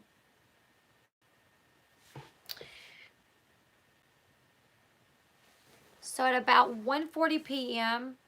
was when an officer was dispatched to the house for a well-being check. The reporting party had called about her friend. Shanann stated that she had dropped her off 12 hours earlier after returning from a business trip. She stated that Shanann was 15 weeks pregnant and was not feeling well. Upon arriving, the officer checked all the windows and the doors, including the back sliding door, and discovered all of them were locked and there was no way into the house. The officer called Chris and asked for the outside garage door combination. Chris told him that it didn't work and he was only 5 minutes away. The officer also called for backup from the police department. When the second officer arrived, he noticed Shanann's white Lexus in the garage. Christopher exited the front door and introduced himself. There was also a brown Ford extended cab pickup truck parked on the street in front of the house. The officer asked if there was any kind of note that was left, and Christopher told them no, that there was not. When Christopher arrived, he allowed the police inside the home in an attempt to locate Shanann and the girls, but they were not home. He told them he was going for a walk around the neighborhood to clear his head while they went through the house. They asked him where he worked and what his hours are. He gave them the information Monday through Friday and a Darko. They gave him a waiver to sign so they could search the house. He signed it. He told the officers that they had free reign and could do whatever they wanted. He put Dieter on the back deck and told the officers that he would wait for them to get done. Like, that he would go for a short walk while they did what they needed to do. They found Shanann's purse on the kitchen counter. It was open and her wallet was out. They found her black phone. They searched through her purse, saw her driver's license, cash, her medication. They searched the house and did not find anything that looked as though there had been a struggle. The house was very well organized and well kept up, except her office, where they found a large baggie of medication on the corner of the desk. The medication was in inhalers and nebulizers. There was another medication for Celeste. The police searched Shanann's Lexus and found that there were 2 car seats in the backs. Keys were lying on the center console and a garage door opener on the visor. They also saw 2 car seats sitting in the garage floor. As they moved into the basement, they found it was very well organized as well. But there was a bed in the corner of the basement that was unmade. There was Disney sheets hanging over the window. Upstairs, they found the bed in the master bedroom was stripped of the sheets, which were lying on the floor. They checked them for foul play but did not find anything. The top sheet and pillowcases from the bed were located in the trash can in the kitchen, but the bottom fitted sheet was missing. I'm assuming the bottom fitted sheet was what they wrapped her up with. In the loft upstairs between the master bedroom and the children's bedroom was a sofa. Located between the cushions of this sofa was a cell phone that Chris identified as Ch.9's. The pink and white iPhone was taken into evidence. Lying on the couch was also Ch.9's pink iPhone watch. As they walked through the kids' bedroom, they noticed the beds were unmade, but they did have their blankets and their sheets on their bed. There was a Jack and Jill bathroom between the two bedrooms.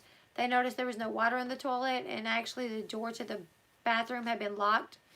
In the laundry room, there was a load of clothes in the dryer, and the wash machine had a couple of items that looked like children's clothing. There was a well-organized playroom with kids' toys and books. Another bedroom next to the playroom. It appeared that that's where the girls were bathed, as their shampoos and the kids' bath wash was in there.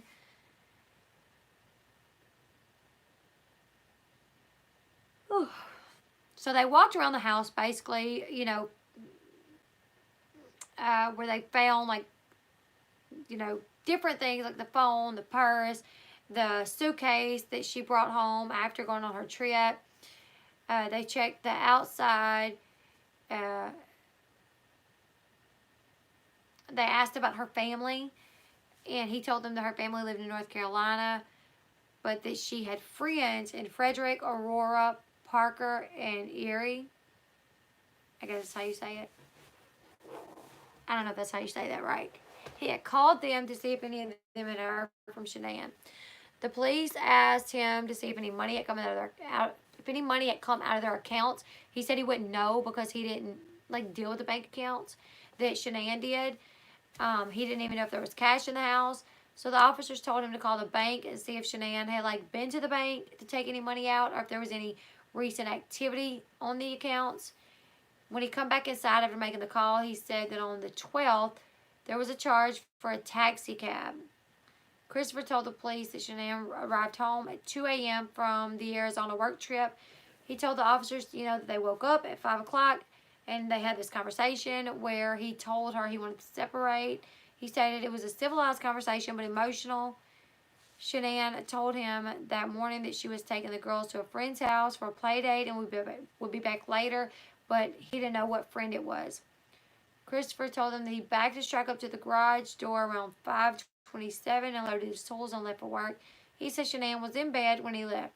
Christopher told them that he worked for Anadarko and left for a job site near Hudson that morning. There was a neighborhood canvass conducted for several hours. A well-being check was issued statewide. A search of surrounding areas was also conducted. One of Ch.9's friends that lived out of town talked to the police. She was with Ch.9 the weekend before in Arizona. When she saw Ch.9 on Sunday night, she thought Ch.9 looked really sad. She told her Christopher had gone to a Rockies game with a bunch of guys while he was out. Ch.9 talked to a babysitter to check on the girls, and that Christopher told her that they went out, got food after the game, and had a salmon and a beer for $62. She knew that was expensive for him. She also told the officer that Christopher had deleted his Facebook account, which was unusual since they used social media for their business. The officer stopped by Chris's house to meet the CBI agents to conduct a search. As they walked in, there was a strong odor of cleaning chemicals, and the house was spotless. The carpet had been vacuumed. As they walked through the kitchen and into the back living room area, Christopher had a sports show on the TV. The deputy walked over to the back sliding glass door and noticed 2 pairs of little girls' shoes. He asked Chris about them, who said that they were the girls' shoes that they had worn to the party on Sunday. that they had gotten wet, so he set them on the back porch to dry. The officer commented to Christopher how he couldn't imagine what he was going through, but Christopher didn't seem to have any emotion and did not seem to respond in an appropriate way. His facial expressions did not seem to change, and when they did, he would smirk or smile, showing lack of empathy, especially when speaking of his girls. His voice remained low and even tone, and his nonverbal cues were very apparent. Christopher had a erect, intense posture with his arms crossed the majority of the time. He lacked eye contact and kept looking around, appearing nervous. After doing the investigation, the agents put Ch.9, Bella, and Celeste on a missing persons list. Okay, you guys. It's 11:30, and my voice is kind of getting hoarse from talking, from reading. How many people do we have in the chat? Okay. So we're going to cut it off right here. We've been on for, let's see, almost 2 hours. How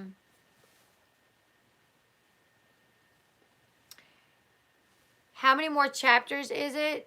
Let's see. We are at chapter 13. We're on page 99, and there's 284 pages. So, and if my voice wasn't getting hoarse from talking and my eyes weren't getting heavy, we would continue. We are starting on chapter 13 when we pick this back up.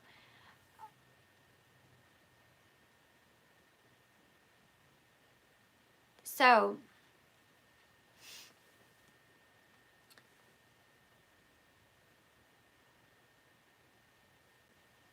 they did make a movie about this. I haven't seen the movie. Well, Joy, the only thing is Chris is not getting the money. Chris will not get a penny, and he will never get a penny of this money. So, as far as what the author says she will get some of the money, and some of it will be donated to different charities. I personally think that she should give the Rusex some of it, maybe to start like a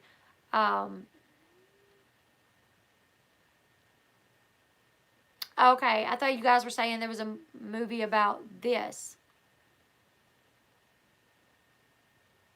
Maybe she should give the Rusex some of the money so they could start a college fund in Ch.9's name, you know, where they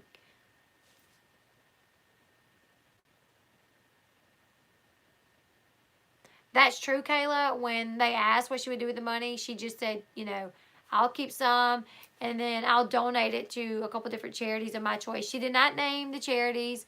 I hope we do figure out, or we do see that.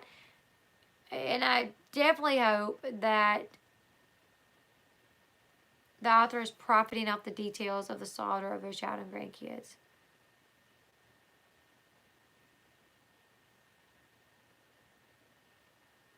You know, if this lady wouldn't have written the book, someone else would.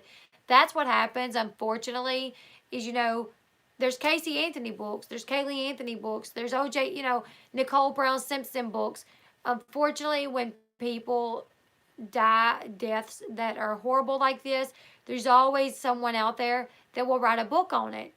The difference is this woman has actually communicated with Chris, and he has told her things that he's not told anyone else. So say if anybody else wrote a book on it, say I wrote a book on it. I don't know these details to put it in the book. So my book would not be as accurate as anyone else's. You know what I'm saying?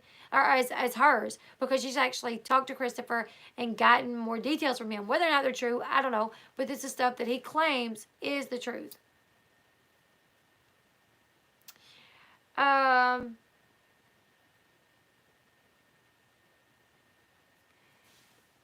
I don't know if he can watch TV. You know, as far as Chris knowing about media attention in his mind, he knows what he did. He knows, like, it was like this big media thing that it was like worldwide. He's getting letters from people all over the world. So in his mind, he probably will always think that he's getting this type of attention. he will probably always think that people, are talking about it. I don't know. I think it should be discussed to further understand what happened. Knowledge is power. Keeping people aware. Um, yeah, I mean, I personally think, and this is my personal opinion, and I understand other people have their opinions, is someone else would write this book.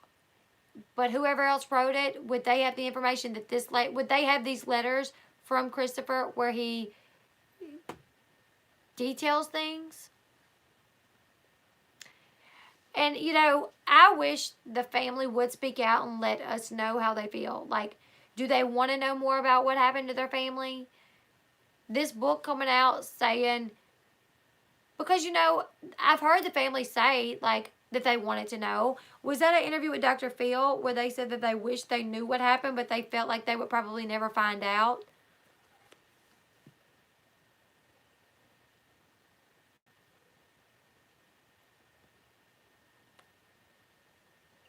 Okay, so it was on Dr. Phil where the family said that they wish they could find out what happened, but they felt like they never would. Because I remember seeing that somewhere. So, as far as we know, this could be closure to them. Now they finally know what happened on that morning.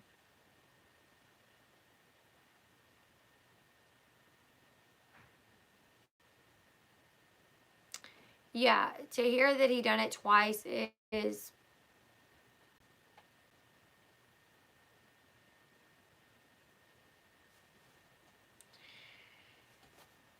you know, and I do believe, I personally wouldn't want to know the details. When you think about, like, if me thinking about if some of my family members ever went through this,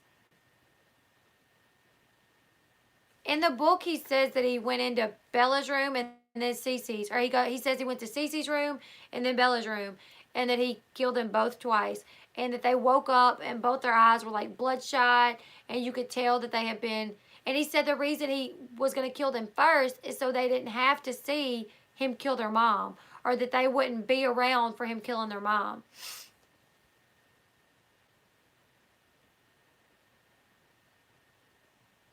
I feel like even though the details are terrible, the story needs to be told. Shanann, Bella, Cece, and Nico deserve their story to be told about what happened to them.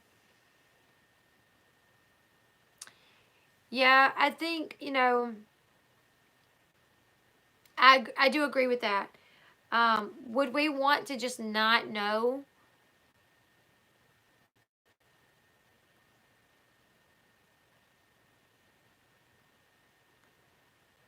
Yeah, they came back in the room. I think it said Bella come in first.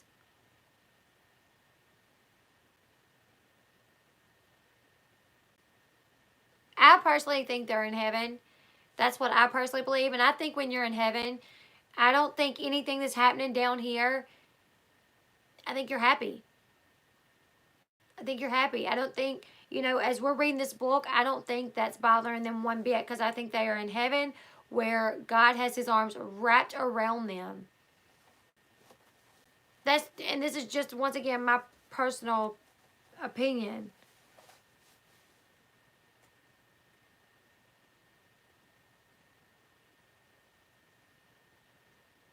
Absolutely, Kayla Ray, I agree.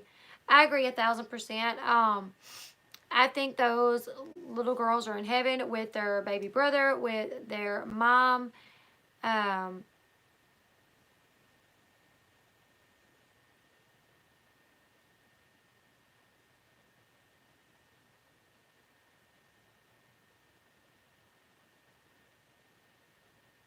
I agree. I do agree with that, Ray Ray. Him saying that it was a nightmare when they woke up. And I agree that he probably could have kept that to himself. Because the thing is that something that hit me hard. Because I imagined that when he said, they woke up and there was trauma, you could tell, and their eyes were bloodshot and bruised. I imagined them, because we know what the inside of the house looks like. If you kept up with this case, you know what the inside of the house looks like. So I imagine them walking into the doors of, their parents' room looking for comfort, probably like, oh my gosh, I just had the worst dream where someone was hurting me, and they go running in for comfort in their little pajamas, and their eyes are black, and they walk in and they see their dad there doing what he done to their mom. Yeah, like I said, this topic, yeah, absolutely. This topic, I understand this is something that some people don't want to hear, and I understand that, and I respect anyone's decision to not want to listen to this, you guys.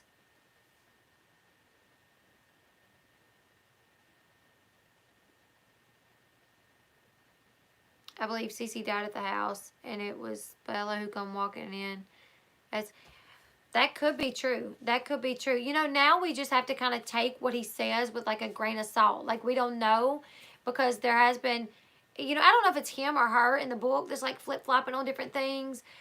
He said that on the way to the place that they were like consoling each other, that they were both crying and kind of comforting each other, Cece and Bella, and that would, lead you to believe that they were both, alive then, but I don't know.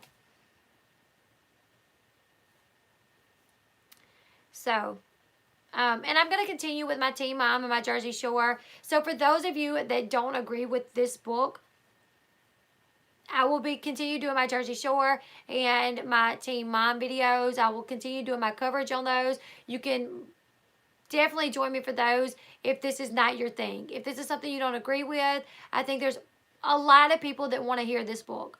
I did not personally buy this book. So I did not give one dime for this book. It was sent to me. People's going to buy it regardless of how we feel about it. People's going to write the book regardless how we feel about it. There will be movies made about this.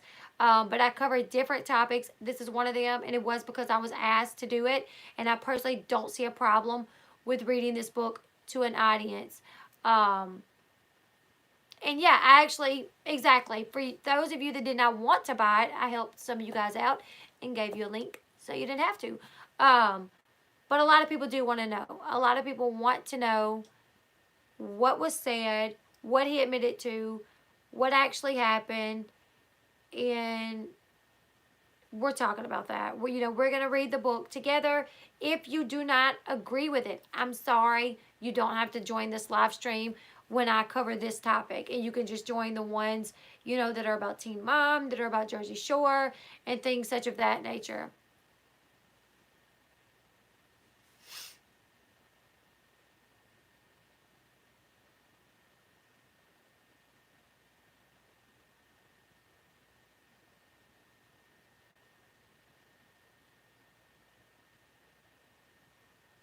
Yes, Tess. Thank you. Yeah, this one is difficult. And honestly, oh,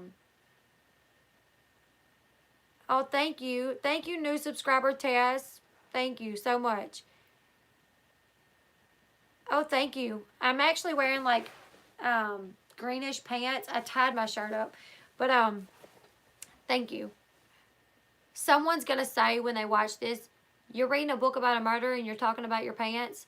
Because last time in my last video, you guys, we were like talking either before or after the book, and someone said they loved my earrings. And I said, thank you, they're my favorite. And someone left a comment and said, like, how rude it was of me to talk about my earrings when I'm reading a book about someone that murdered his kids. So,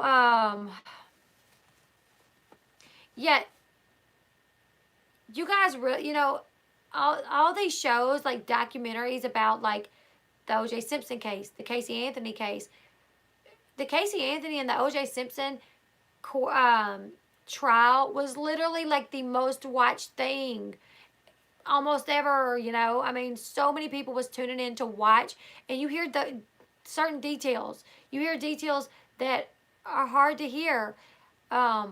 But people want to know. When something like this happens, people want to understand it. People wants to know what happened. So this is why. If this lady wouldn't have wrote the book, someone would have wrote the book. Oh, thank you, Matt, my BFF. Thank you, Rose. Matt, are you feeling better? I heard you were sick today. I'm sorry I didn't text you to check on you. We went and got the kids' costumes, though. No? No better?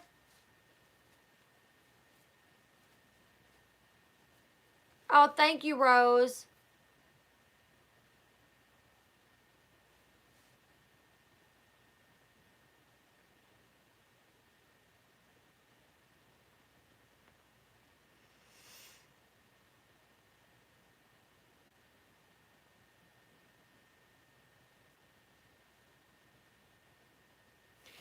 So yeah, you guys. Oh yeah, send Matt some healing prayers his way because he is sick. Ray, that is probably true. Someone else could have written the book better. Because I've never read a book like this. I really haven't.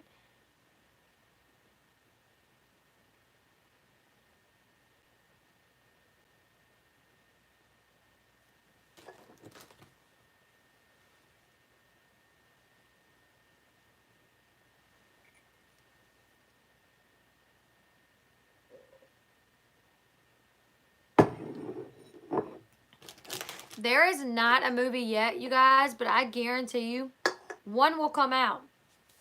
One will come out. I have not read The Discovery since like it come out a while back. It's been a while since I've read The Discovery, but I need to again because I read an article the other day that said they had it in their lungs, stomach, and in their lungs and their stomach, I do believe. So,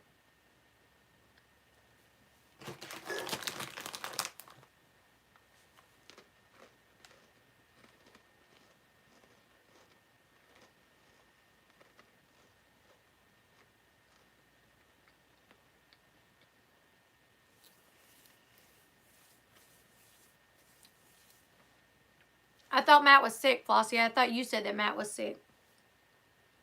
Or someone said that he wasn't feeling well. Were you talking about the other Matt? Or I got two Matts. Oh.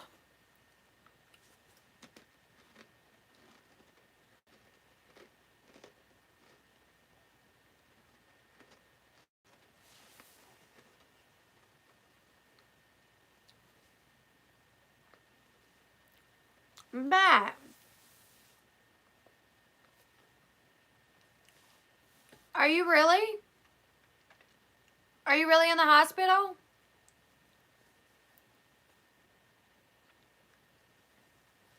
I thought I was going to have to order me some too. We just got some back in stock where I live.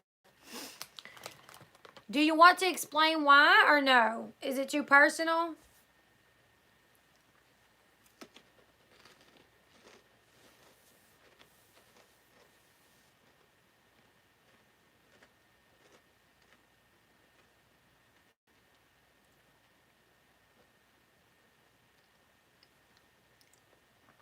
Thank you so much, pal.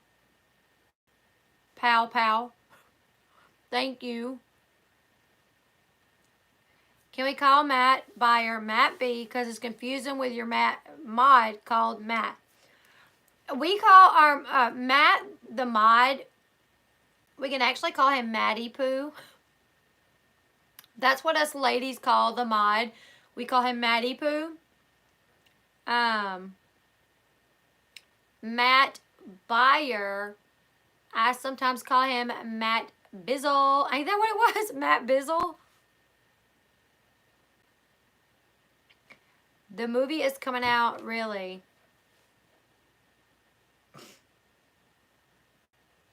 Let me look at that.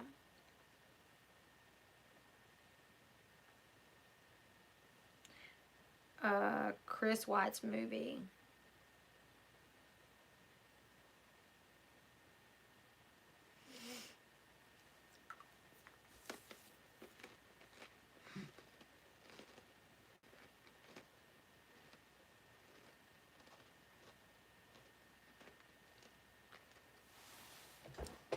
Yes. There is a movie. Okay. Lifetime is making a movie about the Jenelle White's murders. murder. Last year, people across the United States were riveted by the disappearance of Jenelle Watts, a pregnant mom of 2 who vanished shortly after returning home from a business trip. They watched as her husband, Chris Watts, went on TV to plead for his wife's safe return. Then they were horrified when just a few days later he was arrested for the murder of his 34-year-old wife and their 2 young daughters, 4-year-old Bella, 3-year-old Celeste. Lifetime is making a movie about the Watts murders.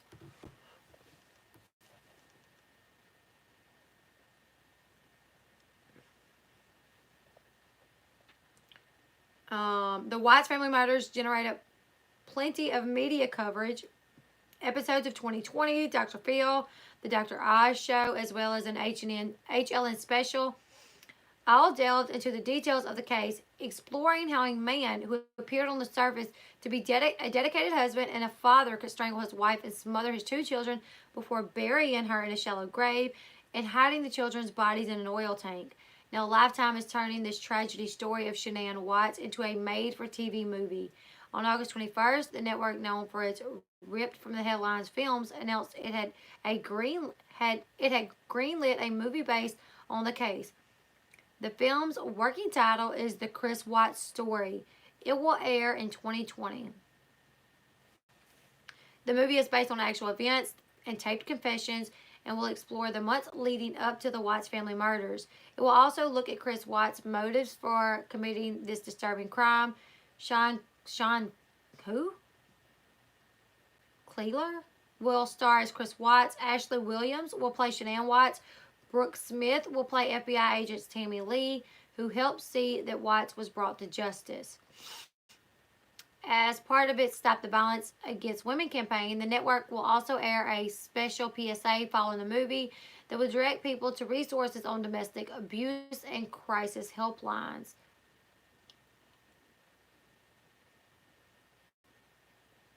I want to see who these people are.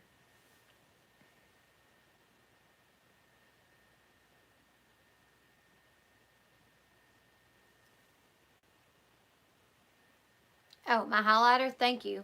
Is it too much with the line? Yeah, this movie. Oh, I don't know, you guys. I don't know about the movie. Like, oh. Because I don't want it to show, like, I don't know. Like, let's go back to the cast.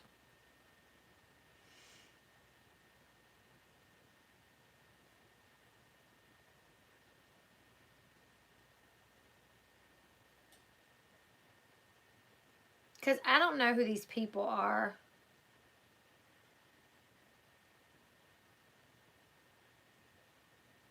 I'm trying to find it.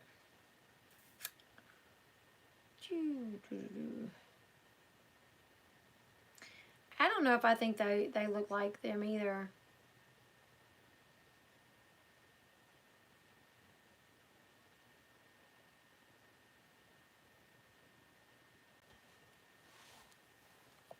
Let me see. Hold on.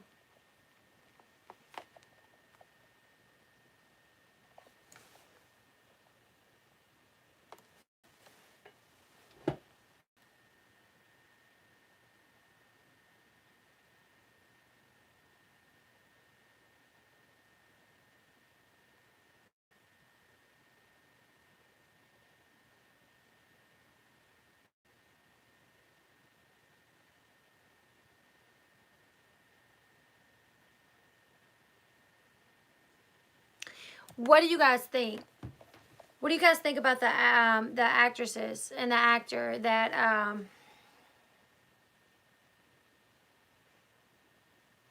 do you guys believe that they look like them? I'm kind of like, maybe.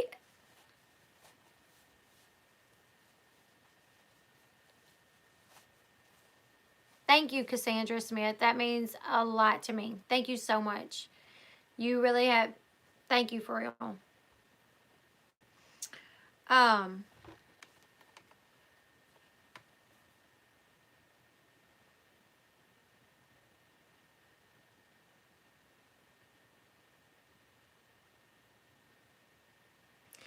Like, I don't know. Like, I don't think none of them look that much like them. Like, I think they probably could have done better, personally, in my opinion. I think they definitely could have found people that look more like them.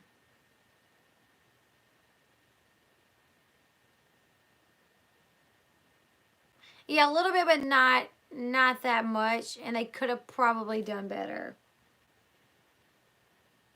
I wonder who's gonna play the girls.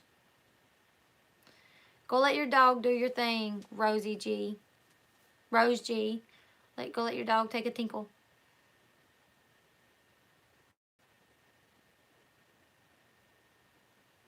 What case are you talking about? Are you talking about this case?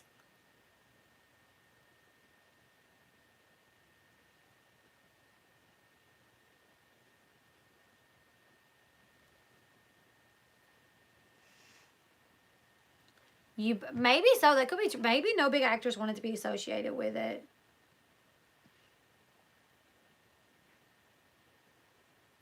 You know what? You know what's so crazy is like sitting here. You know, Ch.9 probably when she was doing her live streams for Thrive, I bet she never in a million years thought that one day everyone's gonna know my name, but it's gonna be because of my horrible death.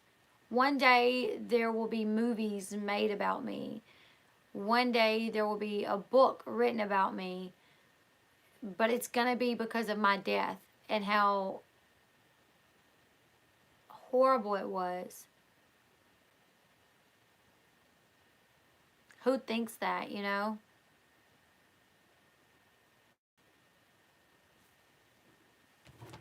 I wish it would show who's going to play the girls.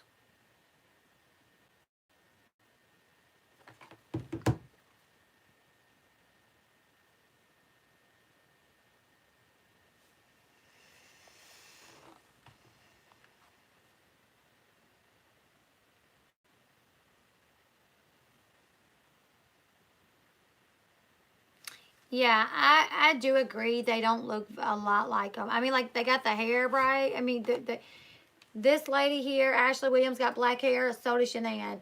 This lady here, Brooke Smith, has... I don't even know who she's supposed to be.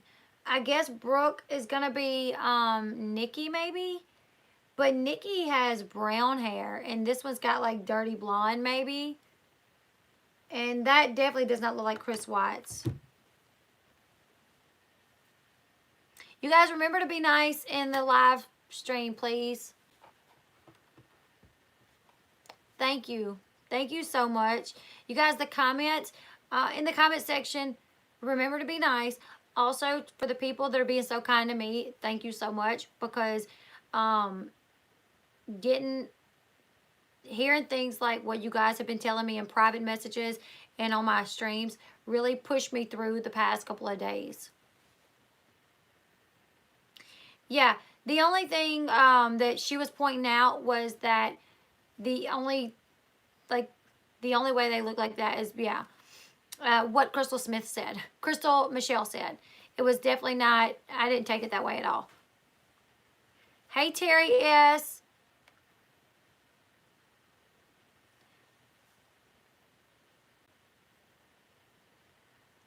So, thank you for hopping on, Terry S. The live stream has been on for a little bit. We are covering the Chris Watts book, and we will continue covering it. We left off at chapter 13, you guys. We will pick back up chapter 13. And Leslie, can you pronounce my name? I know you have read some of my messages, but I know my name is super hard to pronounce. Elise Craig? Am I saying it right? Is it Elise Craig?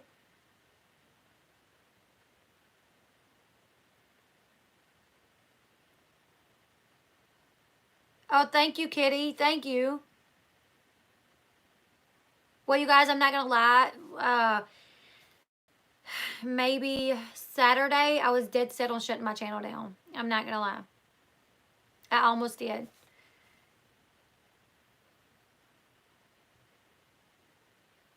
But I'm glad I didn't, and I'm not going to.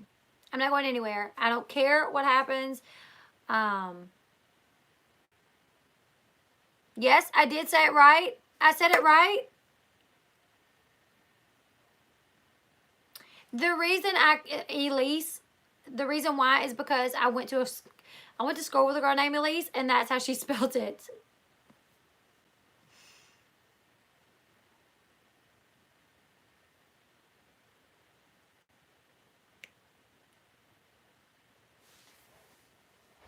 I'm glad I didn't either. I'm sure I would have regretted it. You know, sometimes maybe do I need a break just to kind of chill out from things? Maybe so. I'm from Louisiana.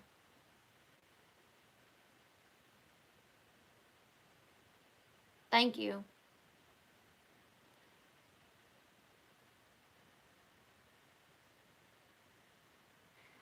Jubes, you helped me be more open. Oh, I'm glad. You know, anything that I've done, you know, to get on here and see you guys leave comments like that's what pushes me. I promise you. You guys have no idea because Saturday was probably one of the hardest days I've had in a very long time. And I was like, I can't deal with this kind of, I have a lot of stuff going on in my personal life that I just don't blast all over YouTube because I'm not trying to get a pity party or anything, you know? Um, yeah, like finding a balance is hard with 6 kids, a hubby that's like hardly ever home because he works, and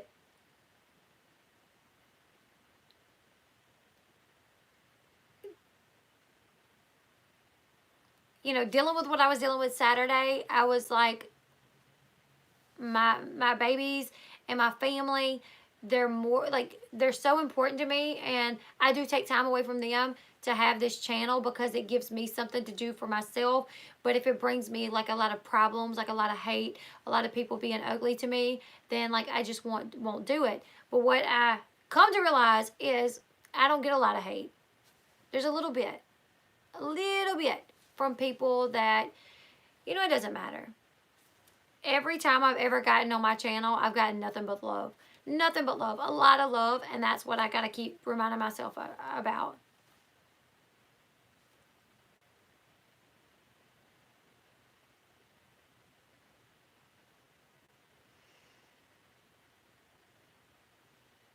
Hey, Lacey. Yeah, so that's what we're doing. You know, I had a rough time, but you guys brought me through it, and I'm not going anywhere. I'm not going anywhere. Let's start our own gang. We can have matching jackets. Oh, thank you, Elise. You know, I can't remember before I started. I don't know if I ever watched live streams. I don't even know if they like. I don't even remember if they existed. I'm sure they did, but I don't remember if I knew that they did. But then, like when I started, and then I caught on that they have them now. I'm like always watching Katie's. I'm watching another YouTuber, AMZ. Like I watched hers. Thank you, Kitty. You make my bad days feel better. I love you, Leslie. I love you too, Tori. I love you, Naomi. I love all of you guys. And if any of you ever have questions about anything that you may hear on the tube about me, you are more than welcome to contact me. More than welcome. Because one thing that I did decide is I'm not going to water down my channel with that type of drama anymore. I'm trying very hard to not do that. But I don't want someone to see something and then think that I'm not addressing it because I have something to hide. That's not it. I just don't want to water down my channel anymore. But if you guys ever have a question about anything that you've heard or you've seen, contact me. Contact me, contact my mods, and we will explain it 1,000%.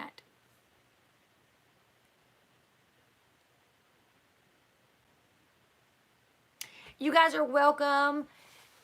Thank you guys. We had like over 200 people in the chat tonight, and it was awesome. Thank you so much for everyone that hopped on to join us. Make sure you guys give this video a thumbs up. It really helps this video to get up there in like the playlist with the title. Like if it has a similar title, the more likes it has, the more it will be up there on the playlist.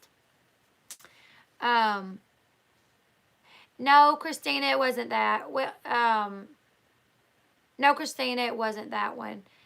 Am I still doing the radio? I have not been able to do the radio in a while because Sean's job kind of keeps me from being able to go to the radio. Aw. What is your, just asking so I can subscribe to you?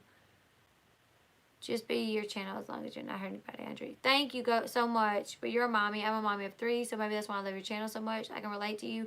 Yes, I'm liable to have a child jump in here in my lap. My name is Terry S. My name is Leslie Bass. And that's what my YouTube channel is listed under. My nephew is doing good. My nephew is doing really good. He is at home with his mommy. I just Googled Chris Watts. Why the crap are y'all supporting any talk TV or whatever this crap is? Remember, like my boy always says, they hate us because they ain't us. That's what my boys always say too. They hate us because they ain't us. It's something that I've come to realize is, I think that's true. But you know, I will keep my channel doing what I do, and I have grown. I'm surprised. I can't believe I hit 15,000 subscribers. I'm so happy about that. And I continue to grow. And as long as I have people watching me and supporting me, I will be here. Yeah, I think it is a boy thing because my boys are always like they hate us because they ain't us.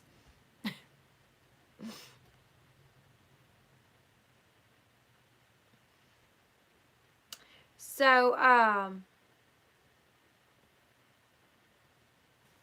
are you talking about me or Flossie? I don't think anybody's annoying. Abe is snoring as we speak. Oh, you guys, I want to show you guys something really quick. Let me get a combo.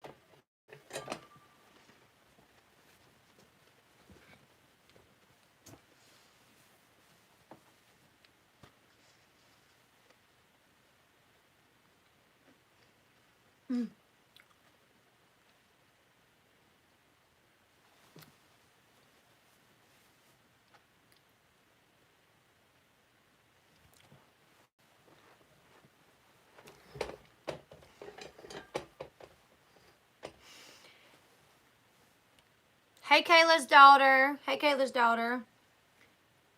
Combos brought to you by none other than Leslie Bass. Absolutely.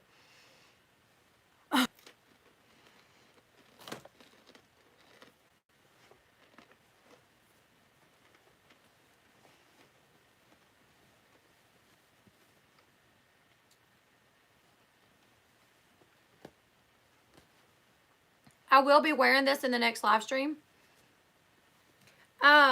That is just like a nickname, like they kind of stuck around for a little bit with us. Someone like come in the live stream calling us like a bunch of tallywhackers one time, and we were like, yeah, we are a bunch of tallywhackers. Kayla Ray, my whole family looks unclassy. What you talking about, girl? No, just kidding. I honestly, people was like, oh, you got to put that on the merch. You got to put that on the merch. So I did, and I have one. I don't really know where I will wear it. But I got one. I actually have a friend that went to the Astros game. They go watch the Astros a lot because their son really loves the Astros. So they went to, what was it, like the World Championship or whatever it's, I don't know, I don't watch sports. What is a callywagger? No, it's a tallywhacker. It's a tallywhacker. Just a nickname, you girl. You guys. Yes. To church. That's why I wear it. I wear it to church. Yes. Mildred needs one too. I need some Mildred merch. Oh my gosh. I would love it. I really do need some Mildred merch because how funny would it be if I'm actually making money, me and Katie, off Mildred merch? It'd be hilarious. Oh, it's called the World Series. Okay, I don't watch that type of sports. I'm so sorry. But I do have a friend that went and brought her kids.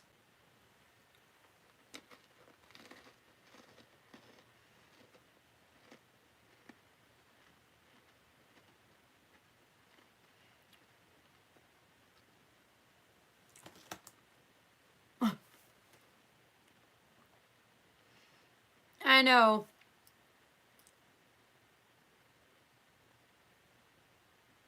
Matt, I went to get something, Matt. We do need to make money off the haters. Let's go to church and wear our tallywhacker shirts.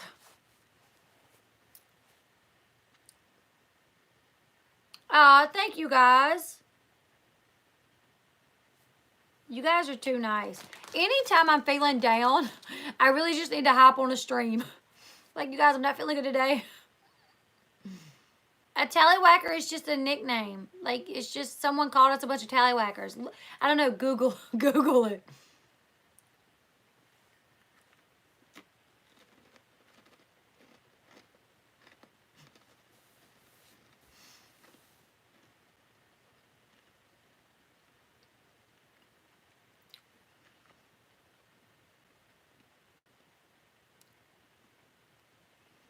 Team Tallywhacker merch. Yes. Yep. It actually still means a man's male part, but that's not what we're just. Someone called us that one time, and it just kind of stuck. Happy birthday, Lacey. Happy birthday to you. Happy birthday to you. Happy birthday, dear Lacey. Happy birthday to you. Yay, happy birthday.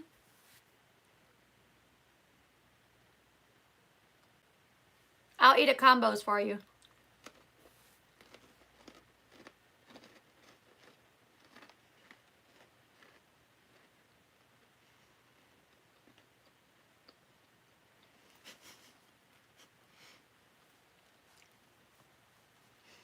I don't play video games. I really don't have time to. My birthday is February 16th. No colonoscopy. You said procedure, just making sure. We call them that around here too. Like, put your tallywhacker up. Oh, toast to Lacey. Hold on. Cheers.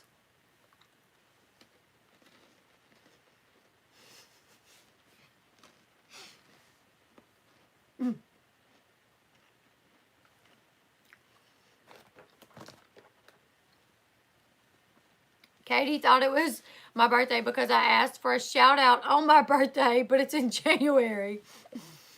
That's hilarious. Your birthday's February 15th. We're almost birthday twins. I wish Combos would sponsor me. That would be amazeballs. My room looks interesting, almost like a stage or something. This is my favorite room in the house, actually.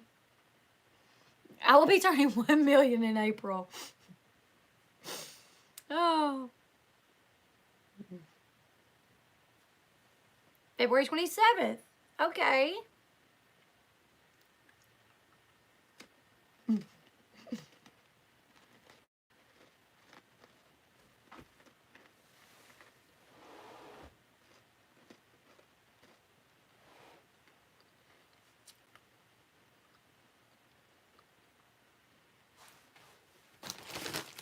At my dollar store, you can get 2 of these big bags.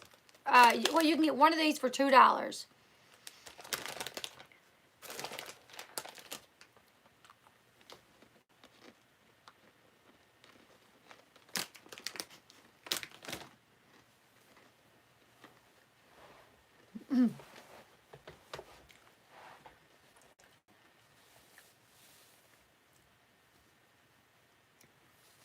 February 16th, I will be turning 10 billion years old. Mine is May 24th weekend, but I don't think the U.S. has Victoria Day. I had a bad feeling for combos. My hubs, please, always flex when he eats them. What? No way. Sean likes to lick my tongue after I eat these. That's how good they taste.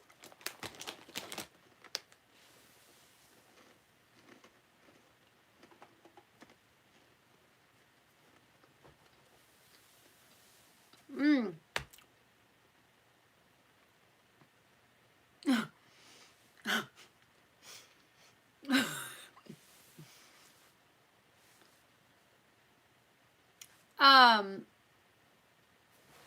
I was gonna answer a question. Why is everything more expensive in Cali? Because y'all have all the rich people there. Well, there and probably like Tennessee, like where Nashville is. So they know they can spike up the prices on everything. Nice visual there, yeah.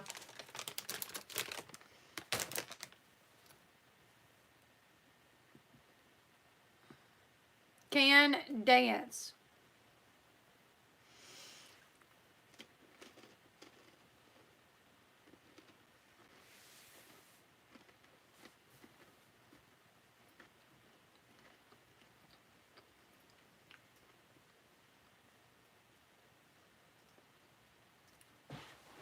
These are my favorite, the pizzeria.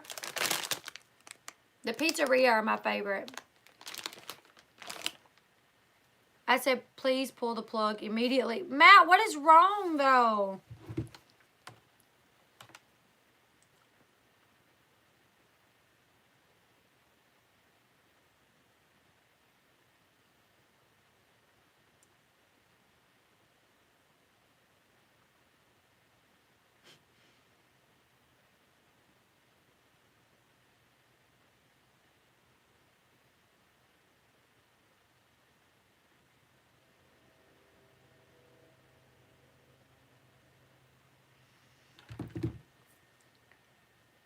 That's a true Bash Chat moment. Now that's love when your man licks your tongue. I need a man like that. My man will lick my feet if I ask him to. Or anything for that matter. He really is a good guy. Like, if I was like, Shine, my feet hurt, he'll be like, rubbing them for me. Caramel ones, the ones that I don't like are the, oh my God, they have some, they have some of these that are 7-layer dip. Now, why I love 7-layer dip, 7-layer dip in something this little is too much. Too much. I can't. Her man will lick a combo tongue and lick feet. Me thinks he's single and has a puppy. I'm not single, not with all these 6 kids.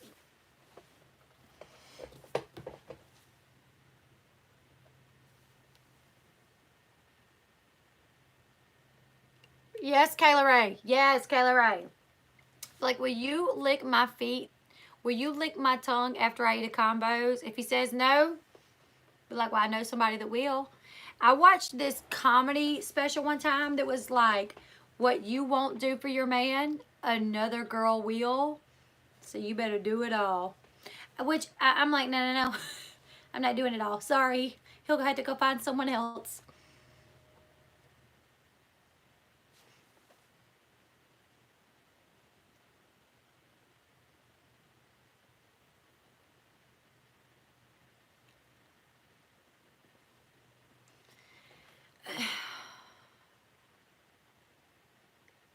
No, Sean, now while we do get on each other's nerves sometimes, and sometimes I want to, throat punch him, and sometimes he wants to throat punch me. When it comes down to it, you see this light in my eye? You see it? That's him. The light in my eye. What's really going on, Matt? He's got an ingrown toenail that needs to be removed. Oh, I don't want to eat after I said ingrown toenail. Let me give it a second. Matt, I hope you're really doing okay.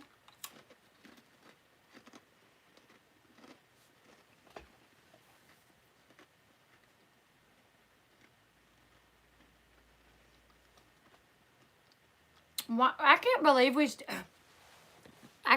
we still have 200 people on. Okay, I'm going to say this for the people that watches the replay. Obviously, we're done with the Chris Watts tonight, but we will cover that more later. Now we're just chit-chatting. Now we're just chit-chatting, hanging out, and I can't believe we have 200 people still watching.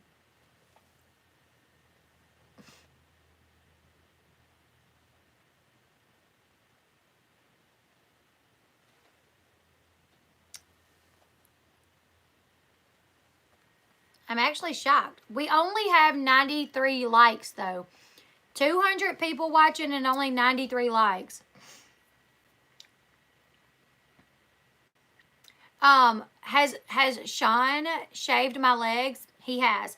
And when I was pregnant, he shaved other areas for me. Because nobody wants to go in having a kid with a bush down there. You know what I'm saying? So, yes, he shaved my legs. He took care of everything down there when I went to go have our babies. And I'm so going to have to edit that out.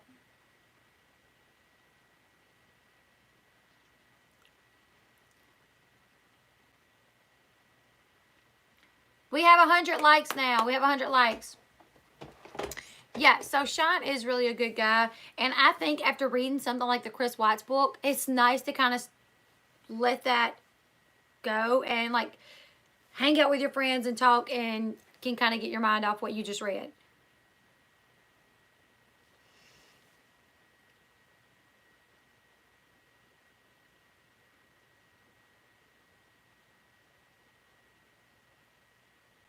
Yeah, you can't see to do it yourself. Definitely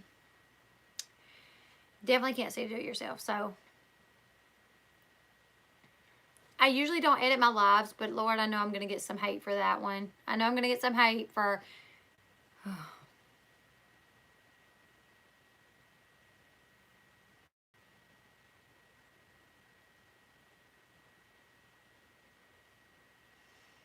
Well, hair might be natural, and shaving may be for losers. And if that's the case, I'm a loser.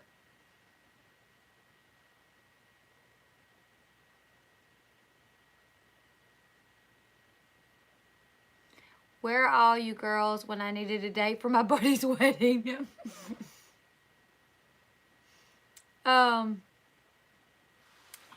That's funny. My husband put my shoes on and tied them too.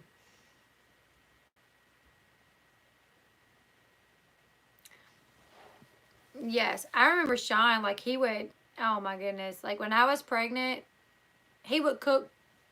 When I was pregnant with Bobby, I got really, really sick and I was in the hospital for like 2 weeks or something crazy. And I had really, like, I couldn't eat anything.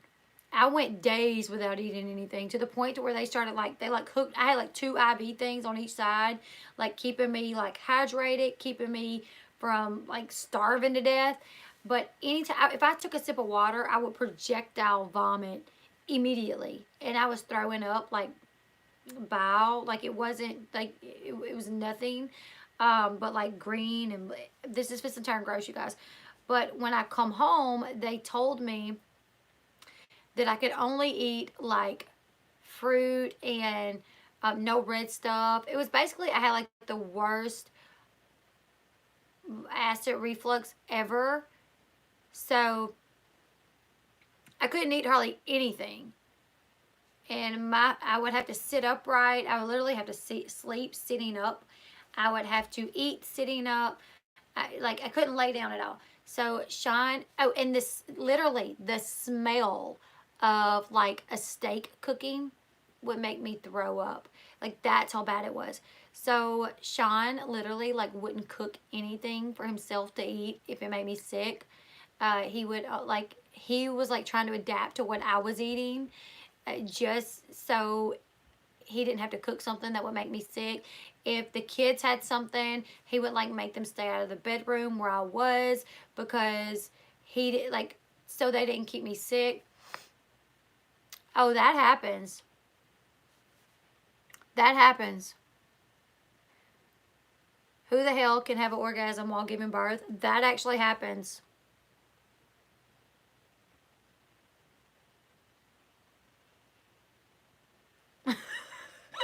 Flossie.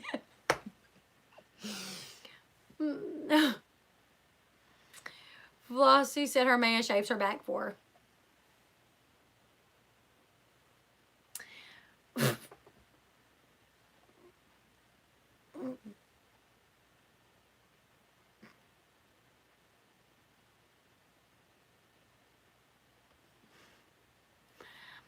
I actually watched a special on TV one time where this lady, every time she urinated, she would actually have an orgasm.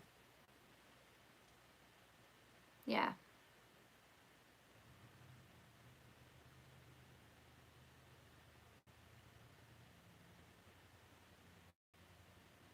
Wait, what is going on? What are y'all talking about? Lindsay, my thoughts exactly, but if they can't, I wonder why I wasn't one of them. Flossie, how dare you make me look crazy laughing like an idiot. My fiance looked at me all crazy. I told him, Flossie said something crazy. He said, of course she did.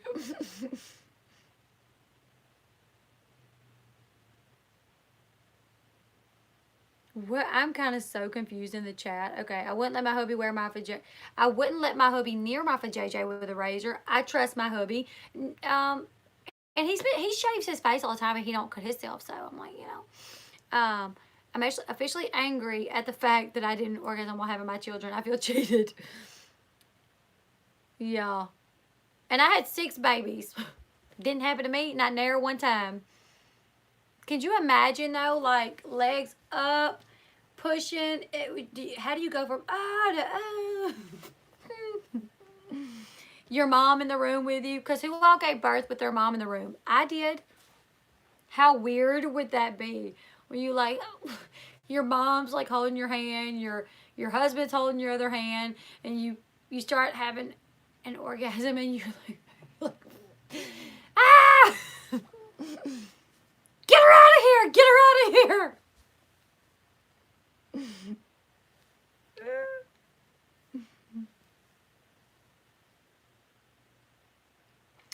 Do we expect men to shave their... I mean, yeah, they do. I mean, mine does.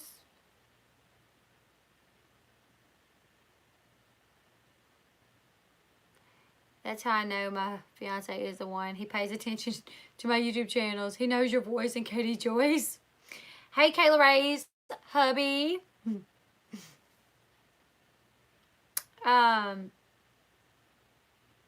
Yeah, I mean, if my man was to put on a Speedo, not that I want him to, but if he was to put on a Speedo and it looked like this from the sides, we would have an issue. You know what I'm saying?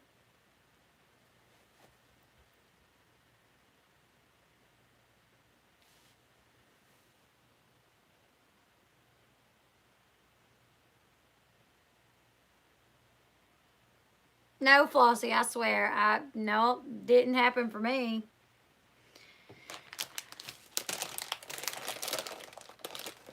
He thought she said that Katie wanted to have sex with Lindsay Chrisley. What? What? Wait, he thought she said that Katie wanted to have sex with Lindsay Chrisley. Matt left the chat. Wait, didn't LB say, I'll be right back, I have to show you guys something? I did. Did you not see it?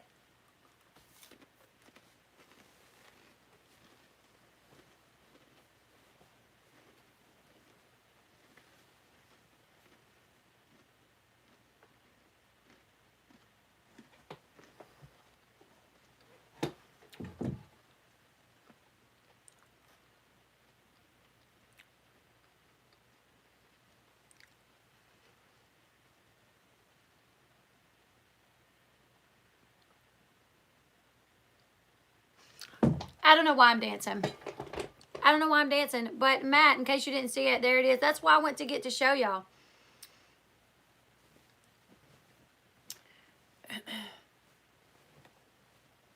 Oh no, yeah, I need to actually let everybody get off here because it's 12:28 a.m. We had a lot fun. Yes, those sweaters are on my that's some of my merch, you guys.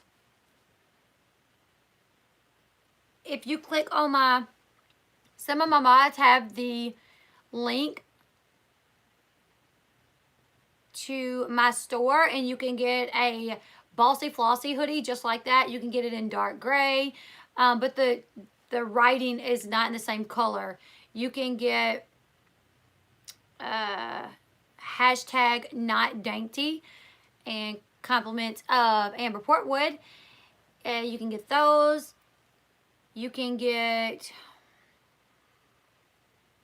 I don't know what all I have on there, but I have a few different things in my Teespring store that you can get. Yeah.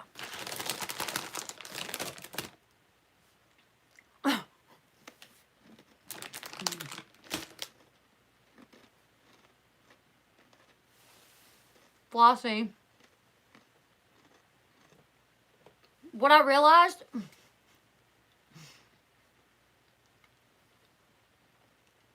what I didn't realize was when I made the merchandise, I actually made some kid merch, like some kid merch, and it says, like, you can get your child a hashtag not dainty shirt. Won't your little one look so cute in a pink hashtag not dainty shirt?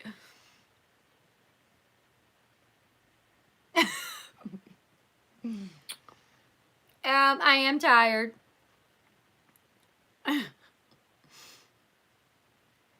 You had one the other day while getting your oil changed or your oil checked? Because you know what getting your oil checked means, Matt. Well, I have one.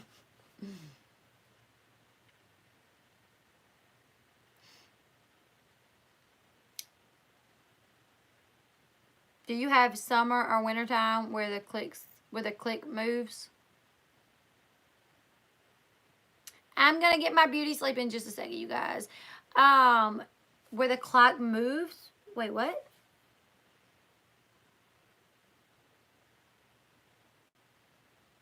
Oh, thank you. Just concentrate. You will master the art one day, grasshopper. Oh yeah, we do. Yeah, we have daylight savings time. Sorry.